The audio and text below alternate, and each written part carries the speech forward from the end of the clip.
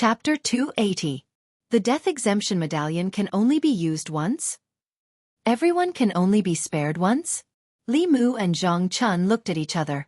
They had obtained some important information from King Shou's words. The Death Exemption Medallion was a one-time use item. Moreover, the same person could not be spared twice. This meant that if they found evidence of Cui Ming's crimes, even if Princess Yunyang could take out the Death Exemption Medallion, she would not be able to pardon Cui Ming like this time. It had been more than a decade since the Zhejiang prefectural governor colluded with the Devil Sect. The chances of a witness surviving were very small. When Su He and Madame Chu died, Cui Ming had not yet started cultivating. This was why there was a possibility that the souls of Su He and Madame Chu still existed.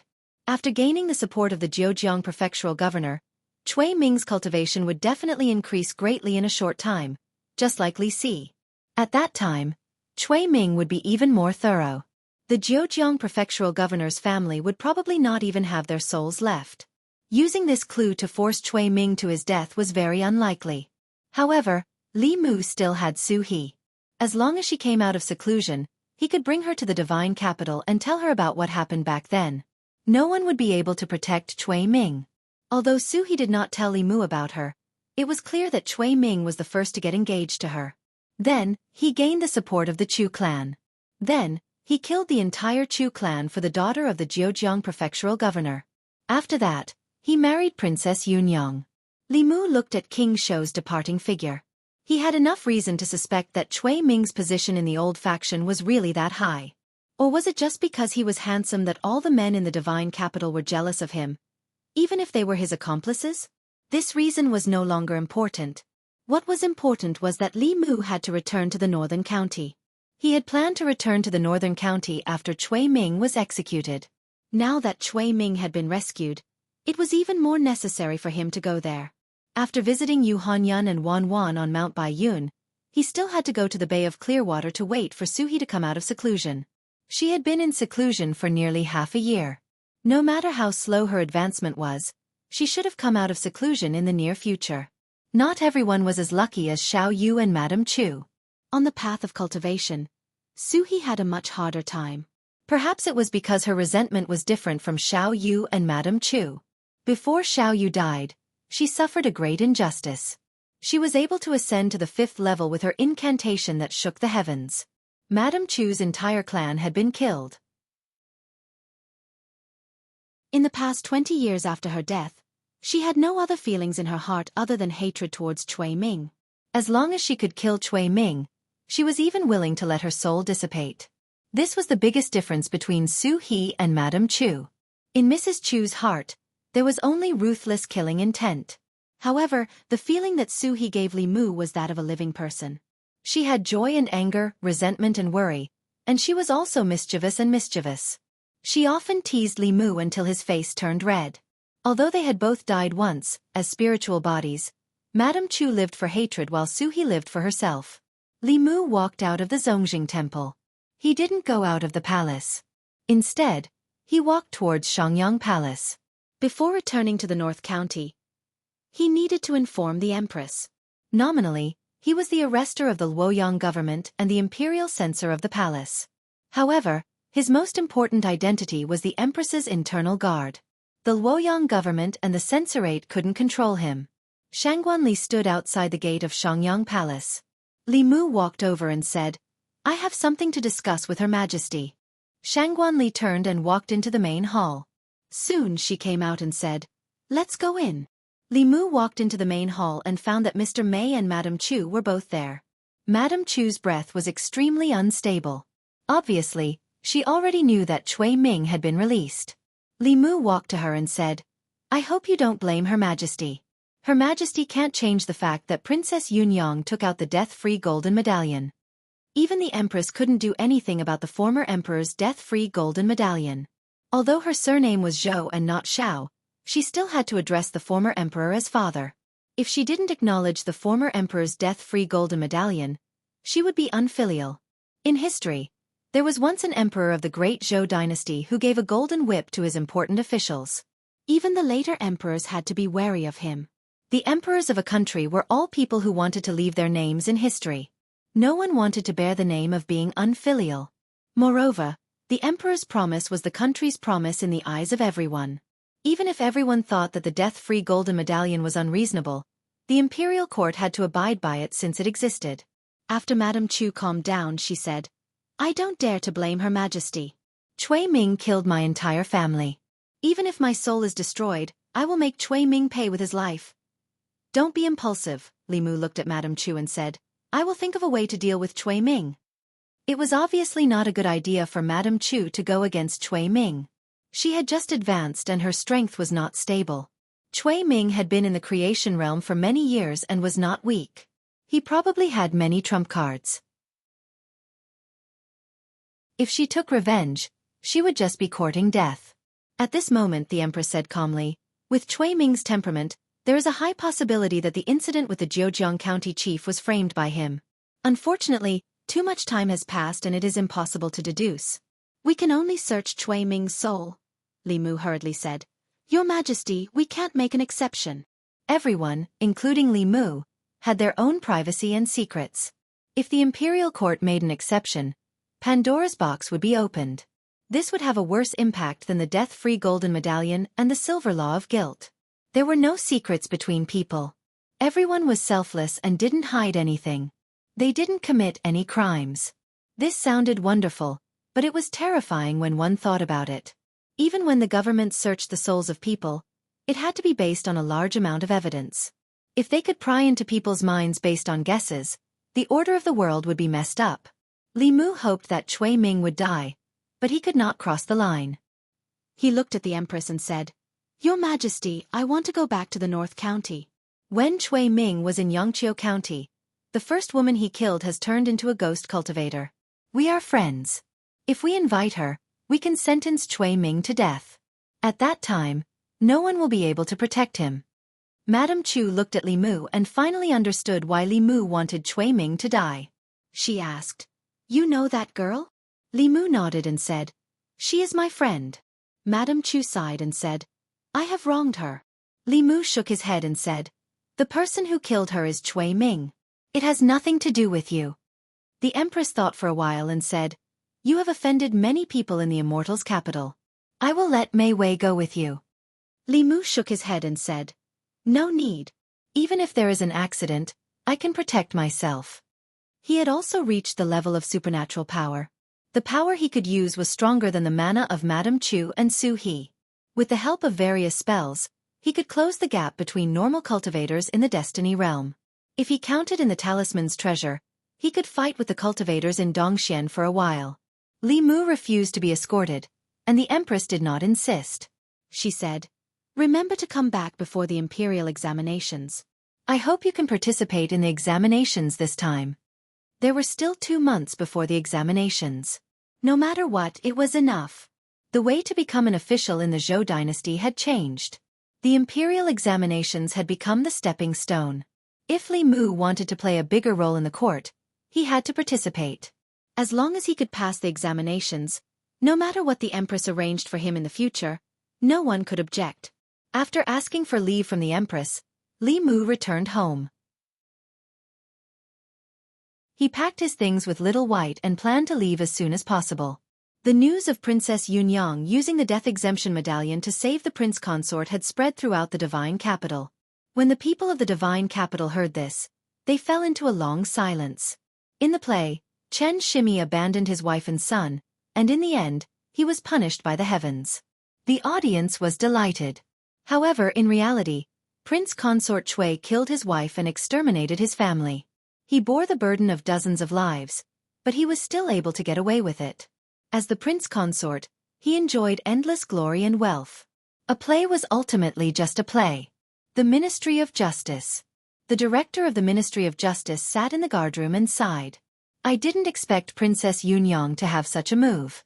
The death exemption medallion bestowed by the late emperor is probably something that even His Majesty can't object to. Whoever has the medallion has an extra life and can do whatever they want in the Zhou dynasty." As the director of the Ministry of Justice, although he would sometimes cover for people from the old faction, it was within the scope of the law. Assistant Minister Zhou once said that if the law was not fair to everyone, then the law would be meaningless. According to Assistant Minister Zhou, the death exemption medallion should not exist in the first place. The assistant minister's office. Zhou Zhong sat behind the desk and flipped open a book on the table. The book was blank. There was only a page in the middle that was densely filled with words. Upon closer inspection, one would realize that it was a list of names. There were 13 neatly written names on the paper. 3 of the names had been crossed out. Zhou Zhong picked up a pen and gently crossed out the words Imperial Noble Consort.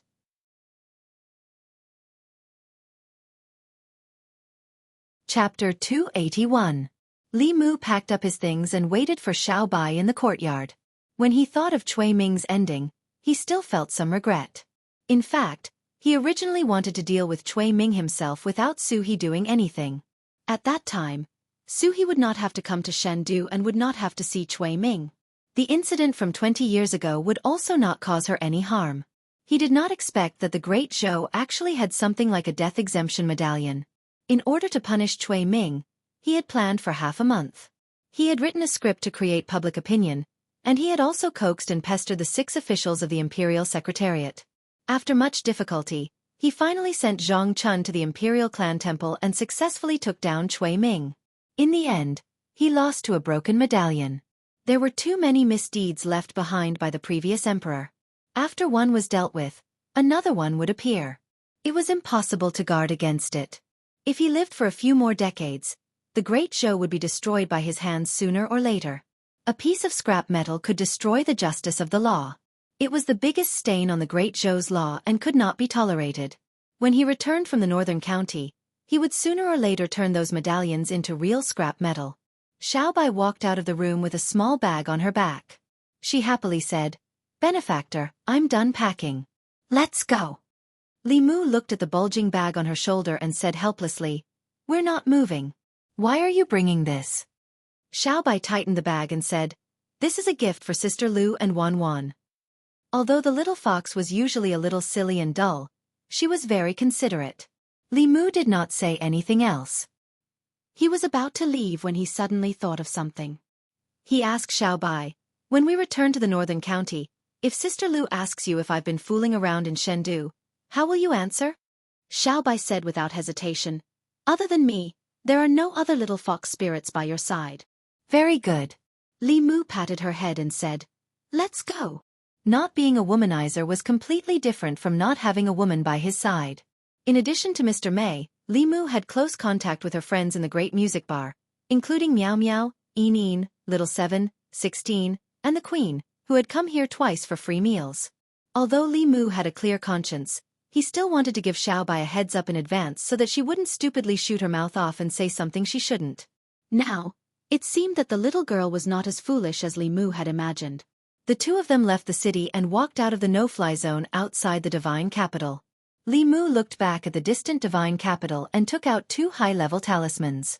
He handed one to Xiao Bai and stuck the other to himself.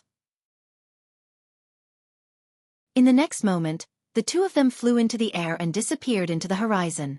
He had many enemies in the divine capital. Since he dared to swagger out of the divine capital, he naturally had something to rely on. Lu Hanyan had asked Li Si to give him a thick stack of high-level talismans for escaping. Anyone with ulterior motives who wanted to follow them under the Dongxian wouldn't even be able to see their backs. Not long after the two of them disappeared, on the main road, not far behind them, a cloaked figure lifted the bamboo hat on his head, and a look of shock appeared on his face. So fast! He looked up at the sky in front of him. In a few breaths, he could no longer see the two of them. Even if he used his fastest Dharma treasure, he couldn't match their speed. He stood in the same place for a while and had no choice but to turn back. Entering the fairy's capital again, he circled around a few streets before entering a mansion in the southern courtyard. After entering the mansion, he walked straight to the deepest courtyard. A short conversation could be heard from the courtyard. A moment later, the sound of tables and chairs being overturned, porcelain shattering, and a woman's hysterical cursing could be heard from the room in the courtyard. The princess residence. After returning from the imperial clan temple, the prince consort's residence had been searched. Everything in the prince consort's residence, including the residence, had been confiscated by the imperial court. Cui Ming could only stay in the princess residence. In a bedroom of the princess mansion, moaning sounds rose and fell one after another, continuous and unending. 4 hours later, Cui Ming walked out of the bedroom. When he pushed open the door, he could vaguely see the scene in the room. Cui Ming stood in the courtyard and adjusted his belt. A servant walked in from outside and bowed. Prince Consort, Li Mu just left the divine capital. Cui Ming's face darkened when he heard Li Mu's name. He had used more than 20 years to climb step by step to the position of Assistant Minister of the Secretariat. During this time, he had gone through countless hardships and setbacks and spent a lot of essence and blood to reach his current position. In one night, Li Mu had made him lose everything. This huge difference in turn had almost caused his mentality to completely collapse and give birth to an inner demon. Although he had suppressed it with great difficulty, he had also lost several years of cultivation, causing his realm to drop greatly. He had almost fallen from the creation realm to the transcendent realm. This matter would not only affect his future cultivation, but he could only wait until the Shao clan regained the throne if he wanted to make a comeback. All of this was because of Li Mu. He wanted to skin him alive, pull out his tendons, remove his bones, and refine his soul. However, in the divine capital, with His Majesty protecting him, he had no chance to do so. Li Mu's departure from the divine capital was exactly what he wanted. Cui Ming asked, "Where did he go?" The servant said, "From the direction he left the city, it should be the North County." North County. Cui Ming's face darkened when he heard this. The North County meant a lot to him. The North County was his starting point. He had taken his first step in the North County and walked step by step to where he was today. However, the North County was also his final destination. Because of his carelessness in the North County more than 20 years ago, his 20 years of accumulation and hard work had gone to waste. Cui Ming muttered, "Li Mu is as cunning as a fox. Many people in the divine capital hate him to the bone and want him to die without a complete corpse. Why would he suddenly leave the divine capital and go to the North County? Could it be?" Cui Ming suddenly woke up. Could it be that he wants to find Su He? The moment he thought of this, his face turned completely gloomy. Madame Chu had already made him lose everything. If the fact that he had killed Su He in order to climb up to the Chu clan was exposed, even the death exemption medallion would not be able to save his life. He could either leave the divine capital now, or Li Mu would leave the divine capital and never come back. He could let him and Su He, who was very likely to become a ghost cultivator, stay in the North County together forever. Cui Ming asked in a low voice, "Has Elder Lu come back?" The servant shook his head and said, "No." Cui Ming was puzzled. He had sent Elder Lu to the North County to investigate Chu Yun'er and Su He. It had been more than half a month and there was no news from him. As a fifth realm cultivator, as long as he left the divine capital and did not offend the 4 sects and 6 schools of Buddhism and Taoism, he could do whatever he wanted in any county. It was unlikely that anything had happened to him. However, if nothing had happened, why had there been no news at all for so many days? Cui Ming paced in the courtyard. After Elder Lu left, there was no one around him that he could use. However, Li Mu and Su He were bound to die. If they did not die, Cui Ming would be the one to die. Cui Ming's expression changed for a while. Finally, he gritted his teeth and flipped his hand. A palm-sized bronze mirror appeared in his hand. He walked to the study and bit his fingertip. Using blood as ink, he wrote a few lines on the bronze mirror. Then he put down the bronze mirror and crossed his hands. After forming a few seals, he sent his spirit energy into the bronze mirror. A white light flashed on the bronze mirror, and the blood-red words on it slowly disappeared, as if they were being swallowed by something. Imperial Palace. In the Imperial Garden. The garden was full of flowers. The Empress walked slowly among the flowers. Mr. May walked in from outside and said, "Your Majesty, Li Mu has left the divine capital." In the short time that he left, there were many movements in the southern and northern courtyards. "Do we really not need to send people to protect him?"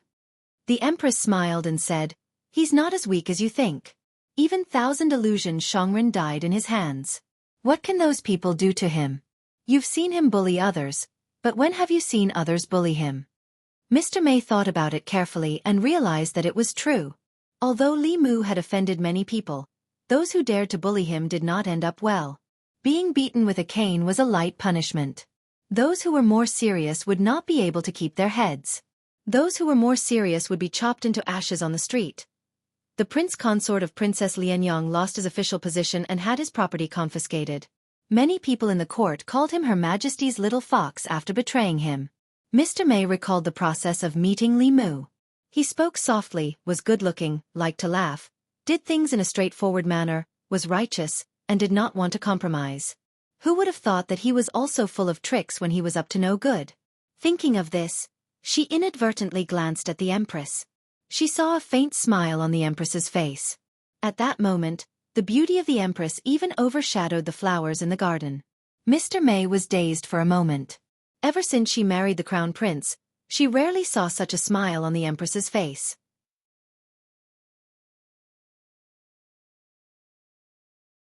Chapter 282. Shendu. 20 years ago, the prince consort, Cui Ming, killed his wife and exiled her family. After Princess Yunyang took out the death exemption medallion bestowed by the late emperor, Cui Ming was released from the ancestral temple. The people's discussion gradually died down. The play, Chan Shimmy, which was very popular in Shendu, was also banned under the instructions of the old party. This play involved the prince consort, the princess, and even the old consort. It was suspected of insinuating and smearing the reputation of the royal family. All the major theaters were not allowed to perform this play anymore. Those who violated the rules would be punished according to the law. Ever since a few theaters were banned and closed down, Chan Shimmy, which was popular for a while, was no longer sung in Shendu. Although the people did not dare to say it out loud, they could not help but laugh in their hearts. What insinuating and smearing! It was all nonsense. Reality was worse than the play. In the play, Chen Shimmy abandoned his wife and children and ended up dying a horrible death. Prince Consort Cui, who was a traitor, did all kinds of evil things. He was 1,000 times more hateful than Chen Shimmy. In the end, he still got away with it and continued to be a relative of the royal family. Cui Ming's case came to an end. More major events were happening in Shendu every day. After the reform of the imperial court selection system, the first imperial examination became the most important thing. The talents recommended by the 36 counties gradually gathered in Shendu. What happened a few days ago would soon be forgotten. North County. Baiyun Mountain. When Li Mu followed Yuzhen back to the mountain last time, the disciples of the ancestral court of Fulu School had already seen him. After Li Mu explained his intentions, 2 disciples personally brought him and Xiao Bai to Baiyun Mountain. The 4 of them landed on the square in front of the palace on Baiyun Mountain. Someone in the palace sensed them and 2 people walked out. One was an old man and the other was an old woman. The old woman on the right was called Hua Yongzi. She was the one who brought Li Mu and Lu Hanyan to tour the entire Baiyun Mountain. After greeting each other, the old woman looked at Li Mu with a surprised gaze. The last time he saw him, he had only just condensed his spirit. It had only been 2 months, but the aura on his body had already become extremely obscure. It was obvious that he had already stepped into the divine ability realm. For those with average aptitude, it would take 10 to 20 years or even longer to advance from astral focus to divine ability, but he only took 2 months. This kind of cultivation speed was simply terrifying. It was comparable to the top geniuses of the ancestral court. Although the speed of those geniuses entering the middle realm was fast, but that was because they had more than 10 years of accumulation. The last time she saw Li Mu, he was just an ordinary divine condensation cultivator. Without a doubt, he must have encountered a great opportunity in these 2 months. Everyone had their own fortuitous encounters. The old woman stopped thinking about it and said with a smile, "I'll take you to Junior Sister Lu's residence." On top of White Cloud Peak, there was a mountain with an abundance of heaven and earth spiritual energy. Most of the disciples on the mountain lived together. Only the elders and core disciples above the transcendent realm had the right to establish their own residence on the mountain. As the disciple of the first seat, Lu Hanyan's status was equal to that of the elders. The place where she lived was full of spiritual energy and beautiful scenery. It was a place that countless disciples and even many elders envied. At this moment, she was sitting at a stone table in the courtyard with one hand supporting her chin. She watched the flowing clouds leisurely float by in front of her eyes. White cranes flew among the clouds and cried out clearly. However, she was not in the mood to enjoy the scenery or cultivate. She was in a daze out of habit. The clouds floating by the distant mountain gradually transformed into the appearance of a person in her eyes. When she was young, She was sold to the music hall by her parents. She did not have enough to eat every day. She practiced the zither until she could not lift her arms. She gritted her teeth and endured it. Now, she could not bear to miss a person. In these 2 months, she wanted to go to the divine capital with Wan Wan to find Li Mu more than once, but she also resisted this idea more than once. For the first time in more than 10 years, she had found someone she could rely on, but she didn't want to completely rely on him. In order to have the ability to face some things with him, she had finally hardened her heart and made this decision. She absolutely couldn't give up halfway. That night, she watched him face a life-and-death crisis alone while she could only hide in a safe place. She did not want to experience it again. Wan Wan rested her chin on her hands and sat across from her. She muttered, "I wonder how young master is doing in the Immortals' capital. Is he eating well? Is he wearing good clothes? Is he living well? Is he being bullied? Those bad people in the Immortals' capital love to bully people." Hearing Wan Wan's words, Lu Hanyan could not help but worry. She had been in the divine capital for more than 10 years. She knew better than anyone what the divine capital was like. The imperial court there was dark, the officials were muddle-headed, the people were numb, and the children of the rich and powerful were lawless. If they committed crimes, they only needed to pay for it with silver. They did not need to be punished by the law. The students of the academy bullied women.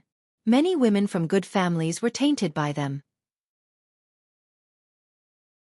If she did not refuse to play the solo in the pavilion, she would not have been able to keep her innocence until today. With Li Mu's personality, he would definitely be at a disadvantage in a place like the divine capital. Thinking of this, Lu Hanyan could not help but worry even more. Wan Wan shook her head and said, "I wonder where the young master is. Does he know any pretty girls?" Luckily, Xiao Bai is by his side. Lu Hanyan was worried but also a little angry. She said, "When did he lack pretty girls by his side? It's been so long and there's no news at all. Maybe he has already forgotten about us." Ouch! Before she could finish her words, she suddenly let out an ouch. She felt something hit her head. Lu Hanyan turned around, but there was no one behind her. Wan Wan looked behind Lu Hanyan. A strange light flashed in her limpid eyes. In the next moment, a look of surprise appeared on her little face. There was no one behind her, but Lu Hanyan was indeed attacked. Her expression changed slightly. She made a gesture with one hand and hit the empty space in front of her. He wanted to secretly appear beside her and give her a surprise, but he happened to hear her bad-mouthing him behind his back. He had kept his chastity for her for the past 2 months. Li Mu could not take it anymore. He lightly knocked on her head as a punishment. Facing Lu Hanyan's palm, he removed his concealment state and took the opportunity to hold her hand. He used all his mana to dissolve her attack. Li Mu interlocked his fingers with hers and said, "You're so ruthless. Are you trying to kill your husband?" "Young master." Wan Wan had already jumped up from the stool and ran happily to Li Mu's side. Lu Hanyan allowed Li Mu to hold her hand. Her clear eyes flashed with a blazing surprise. Then she snorted and said, "It's been so long. You didn't even write a letter. Do you have other little foxes in Luoyang?" Li Mu looked behind him and said, "Xiao Bai, testify for me." Xiao Bai also removed her concealment state.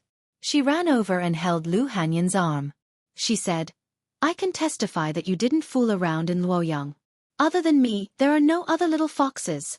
Lu Hanyan pinched her face and said, "You listened to him more than Wan Wan. Did he teach you before he came?" Xiao Bai shook her head and said, "I swear in the name of the divine fox. Young master really didn't fool around outside." The divine fox was Xiao Bai's religion. Lu Hanyan obviously believed in Xiao Bai's promise. She raised her eyebrows slightly and held Li Mu's hand tightly. She said, "Come in. I have something to say to you." Li Mu said, "I also have something to say to you." They walked into the room. The moment the door closed, the two bodies hugged tightly. Li Mu's longing that he had endured for 2 months suddenly exploded at this moment. This longing came not only from his heart, but also from his body.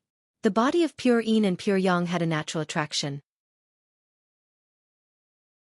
After tasting the sweetness of dual cultivation, he could no longer give up. The two kissed for a long time before their lips slowly parted. A faint blush appeared on Lu Hanyan's pretty face. She said, "Let's go out." Wan Wan and Xiao Bai are still outside. Li Mu was a little reluctant to part with her. He hugged her soft body tighter and said, "What are you afraid of? They are not outsiders." After being separated for so long, Lu Hanyan was even more reluctant to let go. She said softly, "Then let's hug for a while more." The two hugged each other tightly and quietly listened to each other's heartbeat. They didn't say a word, but it was better than 1,000 words. Lu Hanyan was still a little shy. After a few minutes, she pulled Li Mu out. Xiao Bai was taking out the gifts she brought from Shandu from a small bag and placing them on the table. "This is a hairpin for Sister Wan Wan. This is rouge for Sister Han Yan.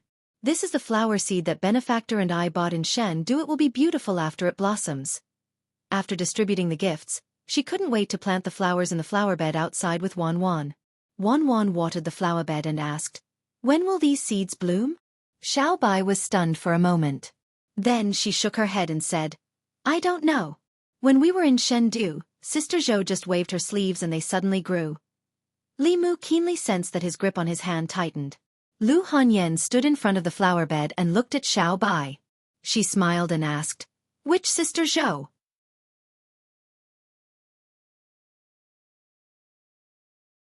Chapter 283. Xiao Bai paused for a moment before saying, That's right, that's right." Li Mu took the initiative to say, "It's Her Majesty the Empress." This time, it was Lu Hanyan's turn to be stunned. She couldn't believe her ears and even forgot to be jealous. She asked, "What did you say?" Li Mu explained, "You also know that when I was in North County, I did some things that were beneficial to Her Majesty. After coming to Shandu, Her Majesty valued me very much. One time, Her Majesty went on a private tour and happened to come to our house. Xiao Bai met her at that time." At this moment, what he said to Lu Hanyan was the truth. However, he tactfully chose to hide the fact that he was ravaged by the Empress in his dream and was caught by her in his wet dream. Without waiting for her to ask in detail, Li Mu asked in return, "Don't tell me you suspect that I have some kind of ambiguous relationship with Her Majesty?" Lu Hanyan pinched his waist and said angrily, "Don't offend Her Majesty." Li Mu said, "It's okay. This is North County. She can't hear." Lu Hanyan stomped her feet. "That's still not okay." Li Mu said, Okay. I won't say any more. I'll listen to you." The men of Great Zhou might not be convinced that a woman was the Empress, but Li Mu knew that many women in Great Zhou respected and worshipped the Empress. In addition to Shangguan Li, Lord Zhang's daughter also seemed to regard the Empress as her idol. He didn't expect that even Lu Hanyan would be so protective of her. If they knew that the Empress was not only dignified but also had an S-side, the image in their hearts would probably immediately collapse. Hearing that Her Majesty took good care of Li Mu, Lu Hanyan was finally relieved. As for whether the two of them had any other relationship, she didn't have a trace of doubt at all. The Empress was the symbol of nobility, majesty, and holiness. As long as she had such thoughts, she felt that it was an unforgivable sin. After putting on the identity of the Empress, there was no need for Li Mu to explain who Big Sister Zhou was.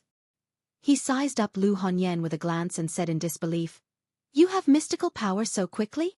A moment ago when Lu Hanyan attacked him, Li Mu discovered that her cultivation had already reached the middle realm. Li Mu himself had done countless good deeds in the divine capital. He had absorbed the willpower of countless commoners, spent countless spirit jades, and worked like a horse for the Empress. With her help, he had been able to upgrade his divine ability in 2 months. After arriving at Mount Baiyun, he realized that Lu Hanyan's improvement in the past 2 months was even greater than his. Lu Hanyan said with a little pride, "In the past 2 months, I have been cultivating well. Master has also helped me a lot in my cultivation." As she spoke, she looked at Li Mu and asked in confusion, "Why are you also upgrading so quickly?" After consuming a lot of the sect's resources and with the help of her master, she was able to advance a few days ago. She thought that when Li Mu came back and saw that her cultivation had surpassed his, he would be shocked. But what she didn't expect was that just like her, he had also advanced to the middle realm. Li Mu glanced at her and said, "Do you think you are the only one who has been cultivating well?" He actually said this with a little guilty conscience. In the past 2 months, he had only cared about fighting with the officials, the rich, and the old parties. Where would he find the time to cultivate hard? He had only used the time that others cultivated hard to take shortcuts. On the surface, he didn't seem to have guided qi cultivation, but the Empress was a 7th realm elite. Casually hugging her thigh for a while could save him years of hard cultivation. Lu Hanyan had hugged Yu Zhenzi's thigh, but the Empress's thigh was obviously longer and fairer than Yu Zhenzi's. Lu Hanyan said doubtfully, "That's impossible. Even if you didn't eat or drink for the past 2 months and absorbed the spiritual jades all the time, it's impossible for you to break through so quickly. You must be hiding something from me." After not seeing him for 3 days, she had a whole new level of respect for him. When it came to cultivation, Li Mu could easily fool Lu Hanyan in the past. After cultivating on Mount Baiyun for 2 months, the current Lu Hanyan was obviously not so gullible anymore. Li Mu said in amusement, "Actually, it's nothing much. I originally didn't want to break through so quickly. It was Her Majesty who helped me. Her Majesty is a 7th realm transcendent elite. She is as powerful as your sect master. This kind of thing is nothing to her." Lu Hanyan said in surprise, "Why is Her Majesty so good to you?" Li Mu said, "I exchanged all of this with my own hard work. You don't know, but in the past 2 months in Chengdu, I worked like a horse for Her Majesty. I gave my all and did so many things in exchange for such an opportunity." Lu Hanyan held his hand and said sympathetically, "It's been hard on you." "It's not hard at all." Li Mu shook his head and said, "Only when I become stronger can I have the ability to protect you. Although it's hard to work for Her Majesty is also very generous. She let me be an internal guard. Not only did she give me cultivation resources, but she also rewarded us with a 5-sectioned house. In the future, when you and Wan come back, you will have a big house to stay in." Lu Hanyan said in surprise, "A 5-sectioned house? Where is it?" Li Mu said, "The North Garden." Lu Hanyan was shocked. With her savings, she probably couldn't afford a 5-sectioned house in Chengdu, let alone the North Garden, where the high officials and nobles lived. Without a certain status, one couldn't afford a house in that kind of place even if they had the money. As if she realized something, Lu Hanyan looked at Li Mu and asked, "Her Majesty is so good to you. Are the things you did in Chengdu very dangerous?" Li Mu didn't want her to worry, so he smiled and said, "No, it's mainly because Her Majesty is generous to her own people. What I did was just some trivial things." Xiaobai looked at Lu Hanyan and said, "Sister Lu, do you and Sister Wan want to come back to Chengdu with us? Our house is very big, and only my benefactor and I live in it." Lu Hanyan looked tempted, but she still shook her head and said, "Not now. Wait until my cultivation improves a bit more." Li Mu didn't say anything to Xiaobai this time. He had made too many enemies in Chengdu. With his current strength, he couldn't protect them very well, unless they were like Xiaobai and stayed at home all day. At the very least, he had to learn most of the supernatural powers of the supernatural realm and improve his strength by a large margin. He had to gain a firm foothold in Chengdu. Thinking of something, he looked at Lu Hanyan and said with a smile, "This time in Chengdu, I went to the great music bar and saw Yin, Miao Miao, Little 7, Little 16, and the others. They asked me a lot about you." Hearing about her former good sisters, Lu Hanyan looked excited and asked, "You saw them? How are they now?" Li Mu said, "They're doing very well now. It's just that you left without saying goodbye." Lu Hanyan lowered her head and whispered, "I didn't want to see everyone sad when we parted." Li Mu gently held her hand and said, "You'll see them when you go to Chengdu." Lu Hanyan looked at him and said seriously, "You have to take good care of them for me. Life in the great music bar isn't easy. They can't afford to offend anyone, and people often bully them. Little 7 and 16 are still young, so they don't dare to tell us when they're bullied." Li Mu patted her hand and said, "Don't worry, everyone in Chengdu knows that the great music bar is under my protection. Who dares to bully them?" Lu Hanyan tapped his forehead and said, "Don't try to show off. Chengdu isn't North County. There are many people we can't afford to offend there. You've only been there for 2 months, so you don't know much about Chengdu. Remember the people I'm talking about, they're the most arrogant and despotic children of officials. If you see them, you have to avoid them." Now, even their fathers and grandfathers had to think twice before meeting Li Mu, let alone the sons of the rich and powerful officials in Luoyang. Li Mu waved his hand and said, "No need." Lu Hanyan glared at him and said, "I'm serious, listen to me." Li Mu was helpless but he could only nod. Lu Hanyan thought about it and said, "There are many playboys in Chengdu. You have to remember these people and avoid them. They are Zhu Tsong, the son of the director of the Ministry of Rights, Yang Xiao, the son of the director of the Ministry of Justice, Wei Peng, the son of the vice director of the Ministry of Revenue, and the grandson of the minister of Taichung Temple. Li Mu shook his head and said, "They've been quite honest recently." Lu Hongyan looked at him and asked, "You know them?" Li Mu nodded and said, "I know them. These scum like to bully people. After I taught them a lesson, they became much more honest. They hide when they see me on the street." Lu Hongyan said in disbelief, "You taught them a lesson. They're the sons of officials. They don't need to be punished for breaking the law. They can pay for it with silver." Yang Xiao's father is the director of the Ministry of Justice. When they're in the Ministry of Justice, they can turn black into white. Li Mu explained, "The Silver Act has been abolished. Back then, His Majesty wanted to abolish the Silver Act, but many officials objected. Later, I beat up their sons, grandsons, and so on and then compensated them with silver. It was reasonable and legal. The director of the Ministry of Justice didn't punish me, so those officials took the initiative to ask for the abolition of the Silver Act. Actually, the director of the Ministry of Justice isn't that bad. Most of the time he's very reasonable." Lu Hongyan was stunned and asked, "The silver law has been abolished?" Li Mu nodded and said, "It's been abolished a long time ago." Lu Hongyan was silent for a long time before she accepted this fact. She thought for a while and said, "There's also the students of the academy. The academy has a high status. The officials of the imperial court are all their students. Now, the students of the academy are morally corrupt. They often bully the musicians in the workshop. You can't have a conflict with them," Li Mu said. "A few days ago, Little Seven was almost molested by a student of the academy. Later, I caught a few scum of the academy and chopped off their heads. Now, the students of the three academies are honest. In the future, the imperial court will no longer choose officials from the four academies. The academies monopolizing the imperial court has become history." Too many things had happened in the Luoyang in the past 2 months. Lu Hongyan couldn't come back to her senses. She was silent for a long time before she said, "There's another person who's more terrifying than the ones I just mentioned. He's called Zhou Chu. He's a member of the Zhou family and the Empress's younger brother. He's arrogant and domineering in the Luoyang and won't shy away from any evil."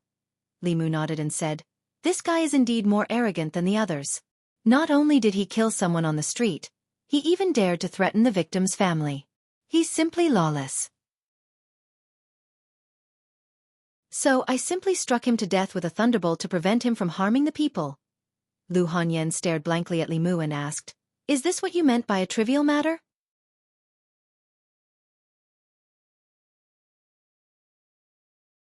Chapter 284. Although Lu Hongyan trusted Li Mu completely, she still could not believe what he had just said. Those hedonistic sons of rich families were tyrannical and lawless in Fairy's capital. Lu Hongyan had grown up hearing about their misdeeds.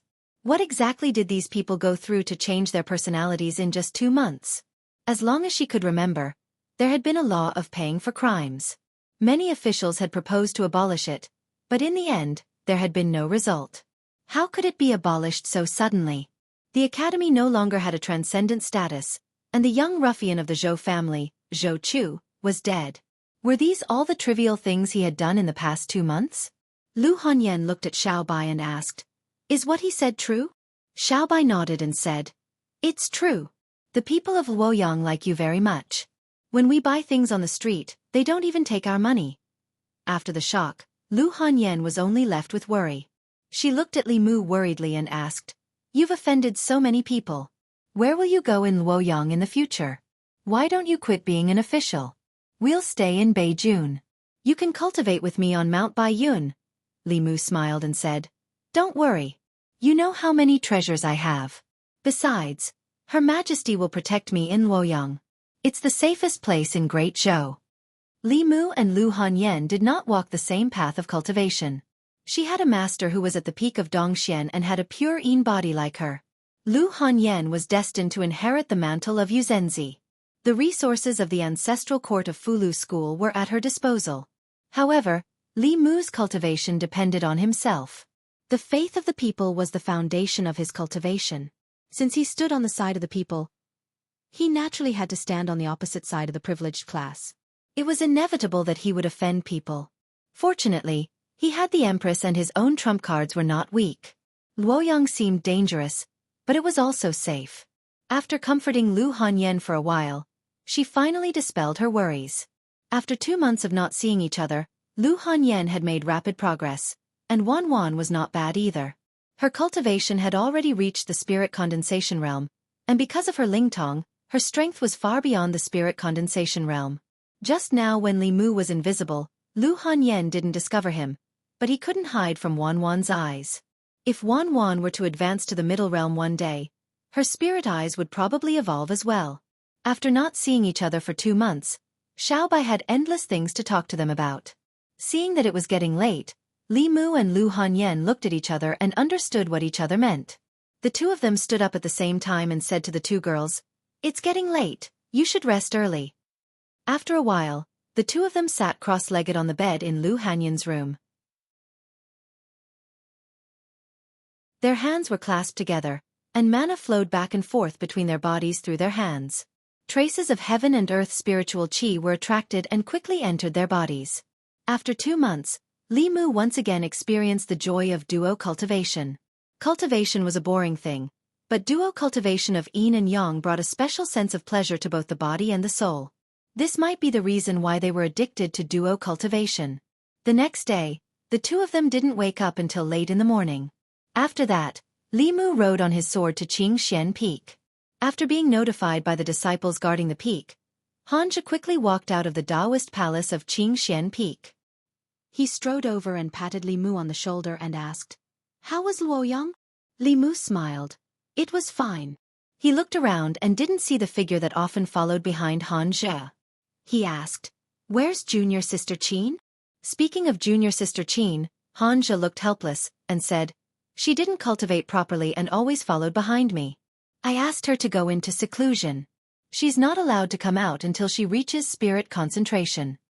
As he spoke, he suddenly looked at Li Mu with a strange look, and found that he couldn't see through him at all. The last time they met, the 2 of them were spirit concentration. Now, in Hanja's eyes, Li Mu was just like an ordinary person. Naturally, his cultivation couldn't have regressed. The only explanation was that Li Mu's cultivation had far surpassed his. Hanja probed, "You have divine power?" Li Mu didn't deny it and nodded slightly. Hanja was stunned for a long time before he gritted his teeth and said, "Freak, I thought junior sister Li was fast enough. I didn't expect you to be even faster." Li Mu was silent for a moment. His lips moved, but before he spoke, Hanja said, "I know what you want to ask. Junior sister Li isn't here. I've kept an eye out for you. She hasn't returned to the sect in the past 2 months. If you really want to see her, maybe you can come back in 4 months. In 4 months, it will be the Triennial Peak competition. Junior sister Li's strength is one of the best in Purple Cloud Peak. She should be back to support Purple Cloud Peak." After chatting with Hanja for a while, he went to supervise junior sister Qin's cultivation. Li Mu returned to White Cloud Peak again. Lu Hanyan was watering the flowers that Wan Wan and Xiaobai planted yesterday. She asked, "Did you see your friend?" Li Mu nodded and said, "Yes."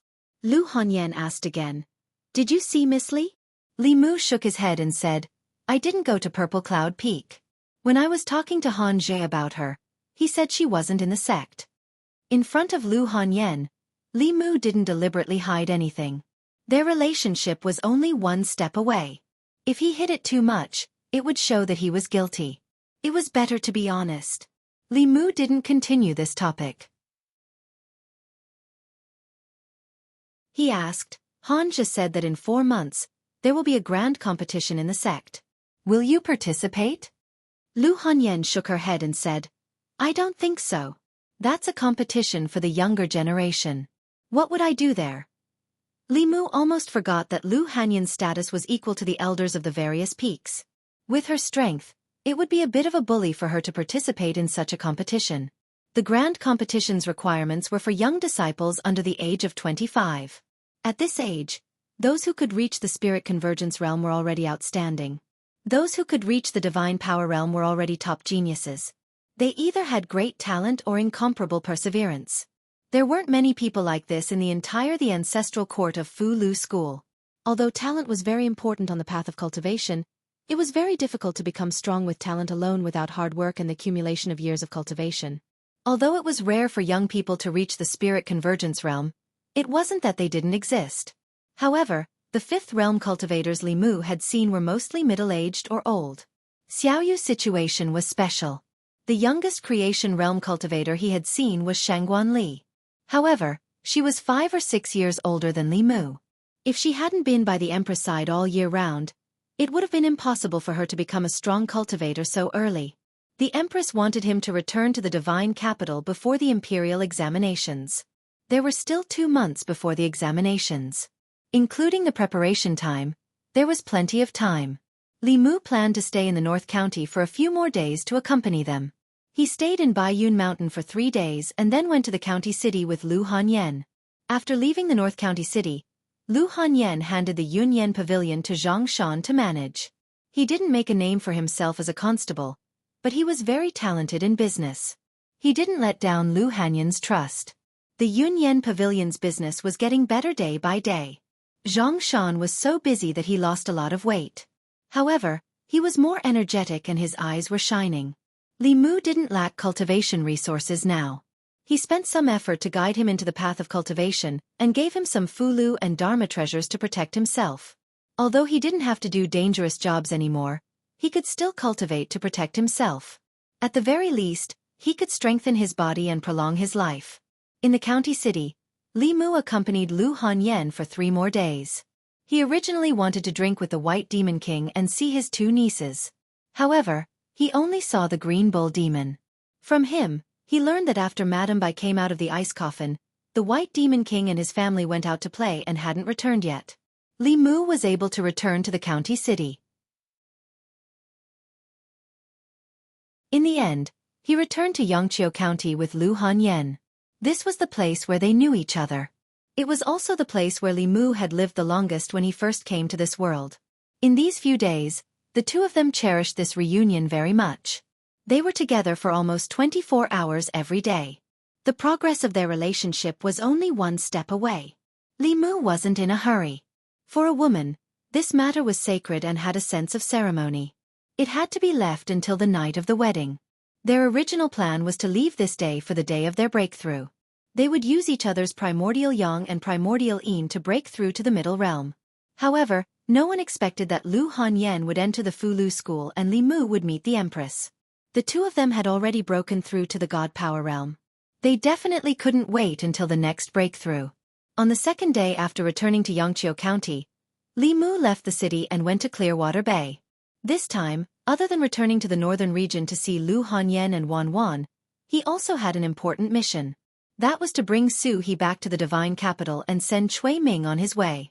After leaving the city, Li Mu flew on his sword and arrived at Clearwater Bay in an instant. Landing in front of the familiar hut, Li Mu was stunned as he looked at the surroundings. The illusion that Su He had set up was gone. The house by the shore had collapsed.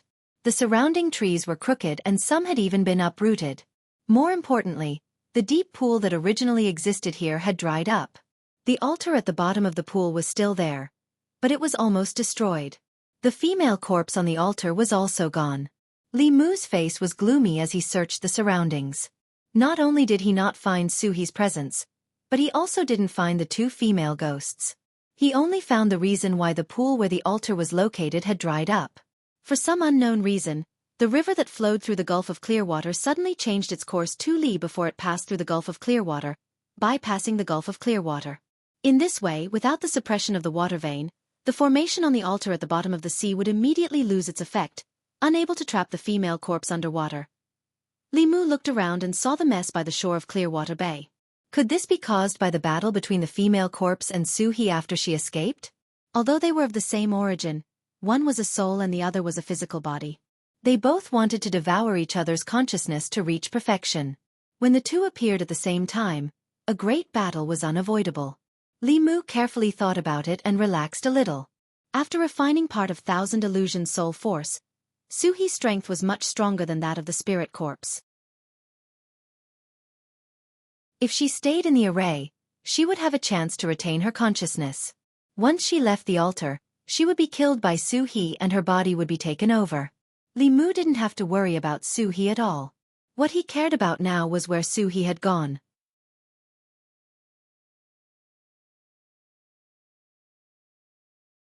Chapter 285. At the shore of the Bay of Jade. Li Mu carefully examined the traces in the surroundings and confirmed that they were the result of a battle. The river that flowed through the Bay of Jade had also changed its course because the fierce battle had shattered the cliffs and blocked the original channel, causing the altar at the Bay of Jade to lose its water supply. Gradually, Li Mu discovered a few more problems.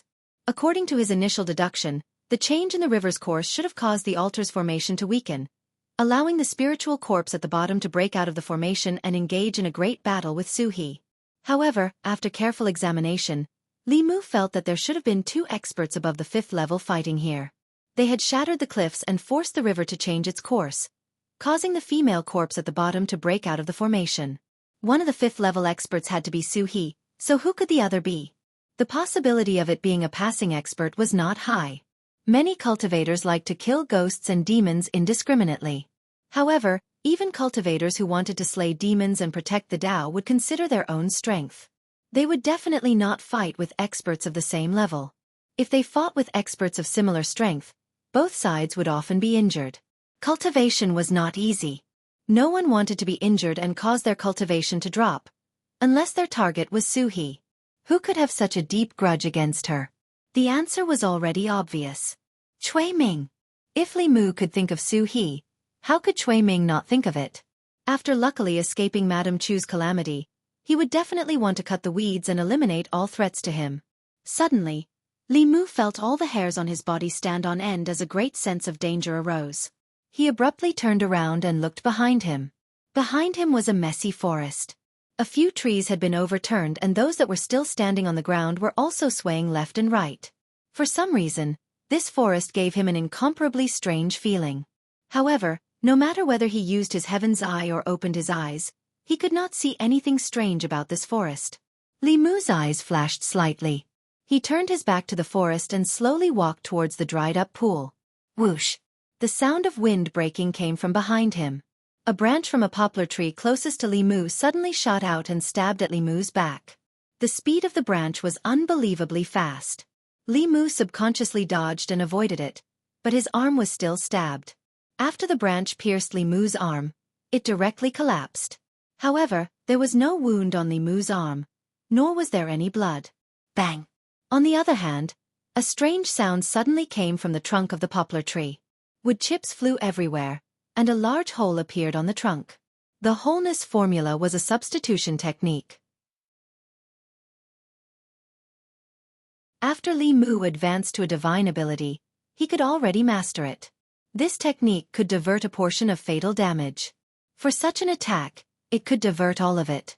After the first attack failed, more branches madly grew out of the poplar tree and attacked Li Mu at lightning speed. Li Mu unsheathed Bai and faced the attacking branches.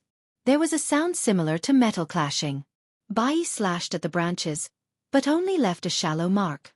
He did not expect the branches to be so tough. They were not inferior to magic items. Li Mu had never seen such a divine ability. A green light flashed in his hand and Bai disappeared. The Qing Xian sword was in his hand. Li Mu raised his sword and slashed at the branches. This time, the branches attacking him were easily chopped off like tofu. Soon, only the bare trunk of the poplar tree was left. In the next moment, Li Mu suddenly felt his legs tighten. He looked down and realized that his legs were entangled by two vines that extended from the ground. He waved the Qing Xian sword and two green lights flashed. Two thick vines were cut off by the Qing Xian sword. Li Mu held the Qing Xian sword in his hand and looked around. He realized that in a short period of time, he was surrounded by the shadows of trees. The trees in the forest surrounded him in layers. They were constantly changing their positions, implying some kind of formation. If they were allowed to form a formation, it would be very difficult for him to break the formation. Moreover, the person behind the scenes had not shown himself yet. Li Mu did not think too much. He took out a fu lu and threw it into the air. Rumble! In the sky, the sound of thunder was loud. A huge purple thunder net came down from the sky. When the trees around Li Mu came into contact with the purple lightning net, they immediately turned into black ashes. Only a thick willow tree remained standing in its original place. A human face appeared on the willow tree. It was the face of an old man. He was staring at Li Mu with a horrified look. Green liquid flowed out from the corner of his mouth. This cultivator in the magical state, the strength of his Dharma treasure, the strength of his Fu Lu, and the strangeness of his supernatural powers were completely beyond his imagination. He, who was seriously injured, wanted to take the opportunity to sneak attack this human cultivator and devour his essence, blood and soul to recover from his injuries. He did not expect to be at a disadvantage in such a short period of time. Not only did his injuries not recover, they even worsened. Everything in this trip to the North region was beyond his expectations. First, he found out that the soul of the woman that the prince consort asked him to find was still there. Moreover, she had already become a fifth realm ghost cultivator. Even though she had just entered the fifth realm, he suffered a lot. In the end, just as he was about to use his powerful spiritual power to heavily injure the female ghost and kill her, something happened. Their battle destroyed a cliff, and the collapsed cliff caused the river to stop flowing. After that, a female corpse flew out of the pool. That female corpse looked exactly the same as the female ghost. Although she was only at the peak of the fourth realm, she was only one step away from the fifth realm. After the female corpse appeared, she first attacked the female ghost. He wanted to sit back and enjoy the fruits of her labor. He did not expect that the two would team up to deal with him. Although he was strong, he could not take on the combined forces of the corpse and ghost. After heavily injuring them, they escaped. He could not chase after them, so he could only stay here and recover. Today, he finally saw a human cultivator and wanted to devour him to recover. He did not expect this person's strength to be beyond his imagination. Instead, it brought him trouble. Fifth Realm Tree Demon. Li Mu's face was gloomy. He looked at the face on the willow tree and said, "Cui Ming sent you. Where is Su He?" This person pointed out Prince Consort Cui. The old man's expression changed and he immediately understood. Prince Consort Cui's guess was right. Someone wanted to use the female ghost to cause trouble. Since that was the case, he could not let him go so easily. The willow tree changed and turned into a skinny old man. His feet were rooted to the ground. Branches and vines quickly drilled out of the ground and surrounded the forest Li Mu was in. Countless branches and vines shot toward Li Mu from all directions. Although Li Mu had a treasured armor to protect him, it mainly defended against spells. Even the treasured armor could not completely protect him from physical attacks that had no blind spots. Li Mu formed a seal with one hand and silently chanted a spell. The Qing Xian sword turned into thousands of sword shadows and surrounded his body. They scattered in all directions. Wherever the sword light passed, the vines and branches were all destroyed. Puff! The old man's body trembled and he grunted. He spat out green liquid again. Li Mu looked at him and asked coldly, "Speak. Where is Su He?" The old man's aura withered again and his face was filled with shock. After the short battle just now, he was almost certain that even if he was at his peak, he might not be a match for this Abhijina cultivator. Moreover, he had only recovered less than 30% of his strength. If he continued to fight, he might really die here. He did not continue to fight and quickly fled into the depths of the forest. Su He's whereabouts were unknown. Li Mu naturally would not let this tree demon go. He stuck a spirit travel talisman on himself and chased into the depths of the forest. The injured tree demon was frantically fleeing. Compared to the prince consort's safety, he cared more about his own life. In the 100 years of cultivation, he had experienced many dangers. However, after entering the fifth realm, he had never been chased by a fourth realm cultivator. He had also never seen such a powerful fourth realm cultivator. Fortunately, this was his home ground. It was not difficult to shake off the cultivator behind him. As he fled, he turned back to take a look. This glance made his soul leave his body. He saw that the human cultivator's speed was even faster than his. In the process of chasing, the human cultivator was constantly closing the distance between them. He would probably catch up to him soon. The tree demon was shocked.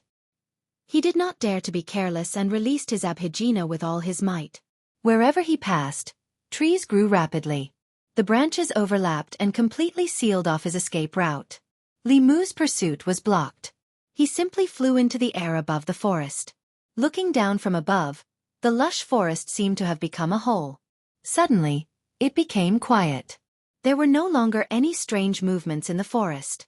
The tree demon had clearly concealed his aura and completely blended into the forest. No matter how Li Mu used his heavenly eye or opened his eyes, he could not discover him. Fifth realm demons could conceal their demonic aura. The demon-seeking talisman would not be of much use. He could be sure that the tree demon was still in the forest. However, he did not know where exactly he was. Li Mu's body descended slowly. He began to search the forest carefully. The forest was extremely quiet. It was so quiet that he could only hear his own footsteps. After a long time, his search was fruitless. Li Mu looked around. After confirming that there was no danger, he turned his back to a huge tree and rested for a short while. A human face gradually appeared on the tree behind him. A withered claw reached out silently from the tree trunk. Then, with lightning speed, it grabbed towards Li Mu's back. There was no time to react at such a short distance. The withered claw immediately made contact with Li Mu's body. However, it did not pierce through Li Mu's body as the tree demon had expected. It grabbed his heart and crushed it viciously. The claw was extremely fast. The moment it made contact with Li Mu's body, it seemed to have collided with an iron wall. With a crack, it directly snapped. Li Mu quickly turned around. He grabbed the wrist of the withered claw and stuck a fulu on it. He said indifferently, "Freeze." The withered claw remained in its extended position. The human face on the huge tree also became stunned.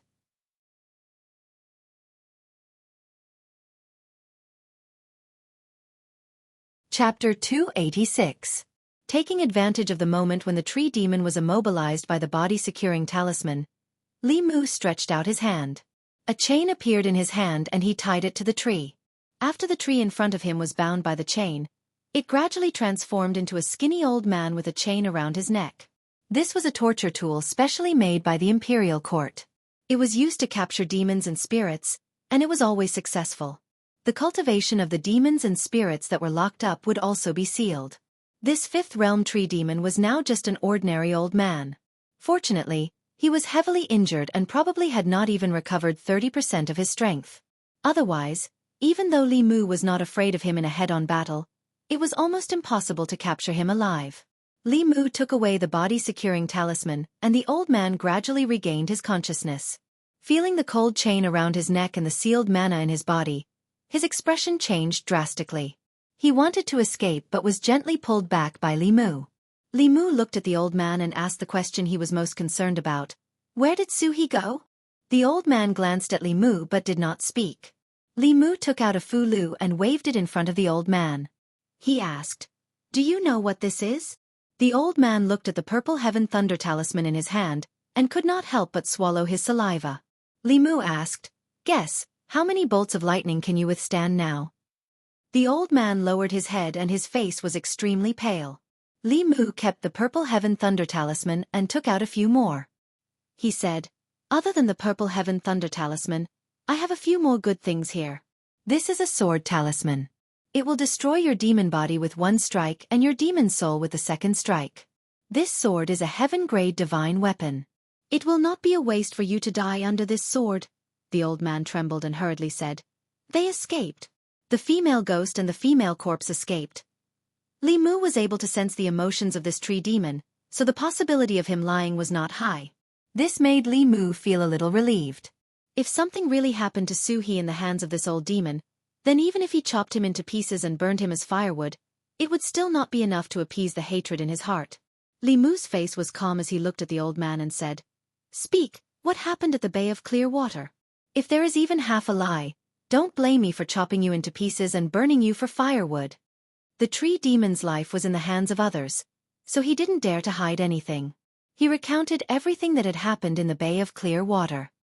He had been ordered by Cui Ming to come to North County to look for Madame Chu and Su-He. He had searched the entire Yongqiu County with his ghost-seeking technique, but he couldn't find Madame Chu. Instead, he found Su-He, who had just come out of seclusion. One demon and one ghost, a great battle broke out at that time. He had been in the 5th level for a long time, and Su-He's cultivation was not as profound as his. However, their battle later on shattered the cliff, causing the bay of clear water to stop flowing, releasing the female corpse from the bottom of the water. At first, the female corpse attacked Su-hee, but soon, the two came to an agreement and began to attack the tree demon. The tree demon was fighting 1 against 2, so he wasn't strong enough. He used a secret technique to heavily injure them, forcing Su-hee and the female corpse to retreat. However, he was also heavily injured and could only recuperate in the bay of clear water. Until he met Li Mu. Li Mu looked at him coldly and asked, "Did Cui Ming send you?" The old man lowered his head, neither admitting nor denying. Li Mu fixed him in place again and sent him into the flask space. The flask space was a small space created by experts above the level of transcendence. It was attached to the real world and could be used to store things and hide people. In ancient times, some almighty experts would even create a spacious space for themselves to live in. Li Mu's ring had a very small space, equivalent to a small house, but it was enough to store the tree demon. The most important thing now was to find Su-hee. Although the tree demon was here and Su-hee was no longer needed to provide a witness, she was injured by the tree demon and the female corpse was spying on her. Li Mu was still worried about her safety. However, the north region was so big and there were no clues. Where should he go to find her? After thinking for a while, he decided to go to the county office and ask. If there was no news from the county office, then he would go to the county office. With a heavy heart, Li Mu walked out of the bay of clear water. At a certain moment, he sensed something and looked to the side. In the next moment, he flew into a dense forest on the left. "Save me!" In the forest, a girl was carrying a bamboo basket with some freshly picked mushrooms. At this moment, the girl was being forced into a corner by several gray wolves. Her face was filled with panic. A gray wolf grinned, revealing its white teeth, and pounced at the girl. The bamboo basket in the girl's hand fell. She curled up into a ball and closed her eyes in despair. However, after waiting for a long time, nothing terrible happened to her. She carefully opened her eyes and saw a figure standing in front of her. The gray wolves were lying motionless on the ground. They were clearly dead. Seeing this scene, the girl was stunned for a moment. She quickly got up from the ground and said, "Thank you for saving my life, young master." It was just a few wild wolves. Li Mu could kill them with a wave of his hand. He bent down and helped the girl pick up the mushrooms on the ground. He put them into the basket and handed it back to her. "Are you okay?" The girl shook her head and said, "I'm fine." She took a step forward and was about to take the basket when her foot suddenly twisted and she almost fell. Li Mu quickly reached out to support her. When he approached the girl, he smelled a faint fragrance on her body. He could not help but sniff a few more times. The girl noticed Li Mu's actions and blushed. Li Mu coughed and asked, "Are you injured?" The girl looked down and a trace of pain appeared on her face. "I think I twisted my ankle." Li Mu thought for a moment and said, "I'm a cultivator. If you don't mind, I can treat you." The girl said, "My life was saved by young master. How would I dare to mind? I'll leave my injury to young master. I'm sorry for offending you." Li Mu bent down. His hand glowed with golden light as he gently held the girl's slender ankle. A strange numbness came from her ankle, causing her to blush even more. Soon Li Mu withdrew his hand, stood up and said, "Miss, you can try again." The girl nodded and tried to walk a few steps. She said in surprise, "It doesn't hurt anymore. Young master, you're amazing." Li Mu smiled and said, "This mountain is not safe. Where is your home? I'll send you back." The girl said, "My home is in the village at the foot of the mountain. I'll have to trouble young master." Li Mu smiled again and said, "It's no trouble. Let's go." The girl carried the basket and walked side by side with Li Mu.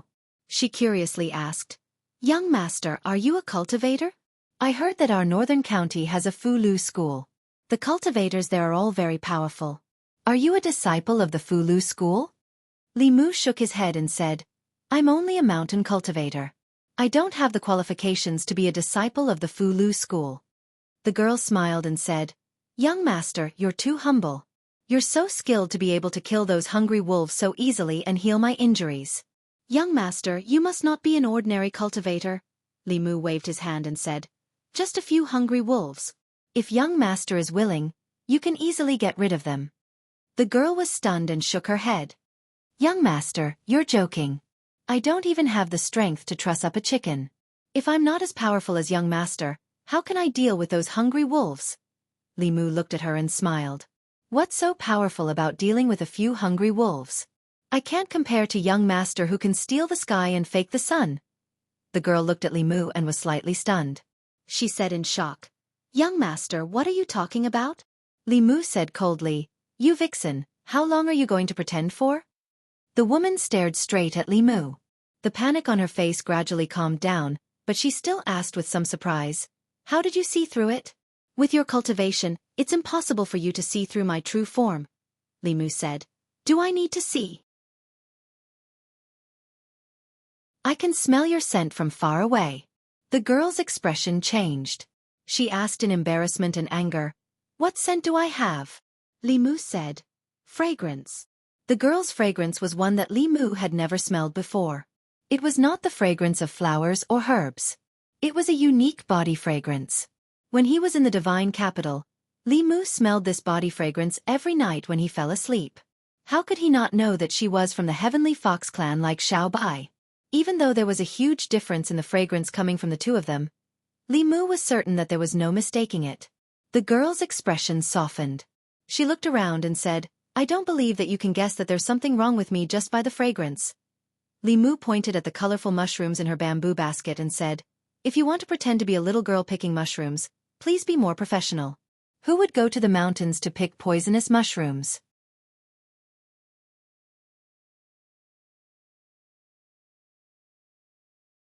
Chapter 287.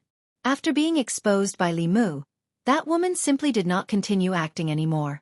She threw away the bamboo basket, curled her lips and said, What kind of lousy forest is this? Even the mushrooms here are poisonous. Li Mu's expression had completely darkened. He kept a distance from the fox demon and asked sternly, How dare you, demon? You pretended to be a human woman and lured me here. What do you want? Li Mu could not see through the fox demon's cultivation. The demon aura emitted from her body was very strong. She was at least in the five-tailed realm. Seducing men and absorbing yang qi were common tricks used by the three-tailed fox spirit. The five-tailed fox spirit was already comparable to a human fifth-realm cultivator. The effects of human yang qi, blood, and soul on their cultivation were negligible. The woman smiled seductively and said, Someone asked me to kill you. Look at your handsome face and soft skin. I can't bear to do it. How about this? If you join the Meizong sect, I won't kill you. I can also report back. Hearing the name Meizong sect, Li Mu's expression changed slightly. Like the corpse sect of the Thousand Illusions Venerable and the soul sect of the Nether Ghost Saint, the Meizong sect was also one of the 10 sects of the demonic path. It was said that the people of the Meizong sect were all handsome men and beautiful women. They were all good at seduction. It was an important organization used by the demonic path to collect and inquire about information. Li Mu's enemies were all in Fairy's capital. Who in Fairy's capital was colluding with the demonic path to be able to hire the assassins of the Meizong sect? Cui Ming, Zhou Ting, the assistant minister of the Ministry of Personnel, the minister of the Ministry of Revenue. Li Mu counted and found that he had offended too many people. There was no way to determine who was the mastermind unless he asked the fox in front of him. Then he looked at the woman in front of him and asked, Who asked you to kill me? The woman shook her head gently and said regretfully, I can't tell you this unless you go back with me, Li Mu said. Then let's see if you have the ability. The woman smiled charmingly and said, Then I'll let you see my abilities. As she smiled, Li Mu's mind wavered. However, he had been tested by Xiao Bai for a long time and quickly regained his composure. After silently reciting the clear heart mantra, the fox demon's seduction technique was completely useless against him. Her charm failed and the woman said in surprise, No wonder you're so bold. You do have some skills. 2 short swords appeared in her hands. She smiled and said, Since you're not willing, then I'll beat you until you're willing. As soon as she finished speaking, her figure disappeared before Li Mu's eyes. He immediately used the fighting word incantation, and his body instinctively lifted his sword to block. He fought with the fox demon who wielded a short sword. The 2 short swords in her hands were obviously not ordinary weapons. They were able to clash head-on with the Qingxian sword without any damage. Not only that, but her close combat ability was also very outstanding. Her movements were nimble and extremely fast. If it wasn't for the battle character art, Li Mu would definitely not be her match in close combat. Li Mu was shocked, but the fox demon was even more shocked.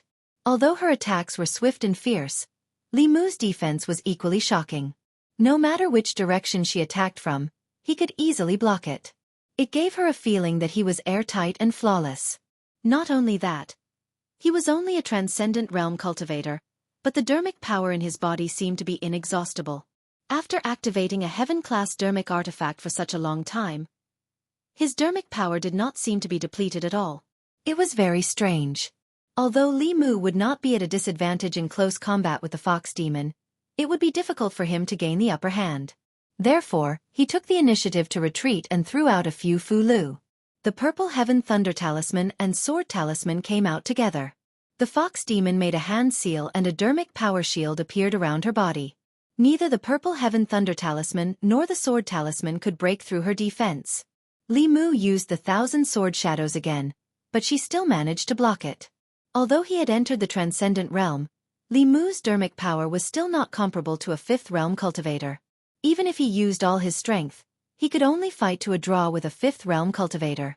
For a Fourth Realm cultivator, this was already an unbelievable battle power. But no matter what, he still could not defeat the fox demon in front of him. Li Mu, on the other hand, had a winning move. He still had a heaven-grade talisman that could summon a golden armored soldier that could easily suppress this demon. However, that talisman could only be used once.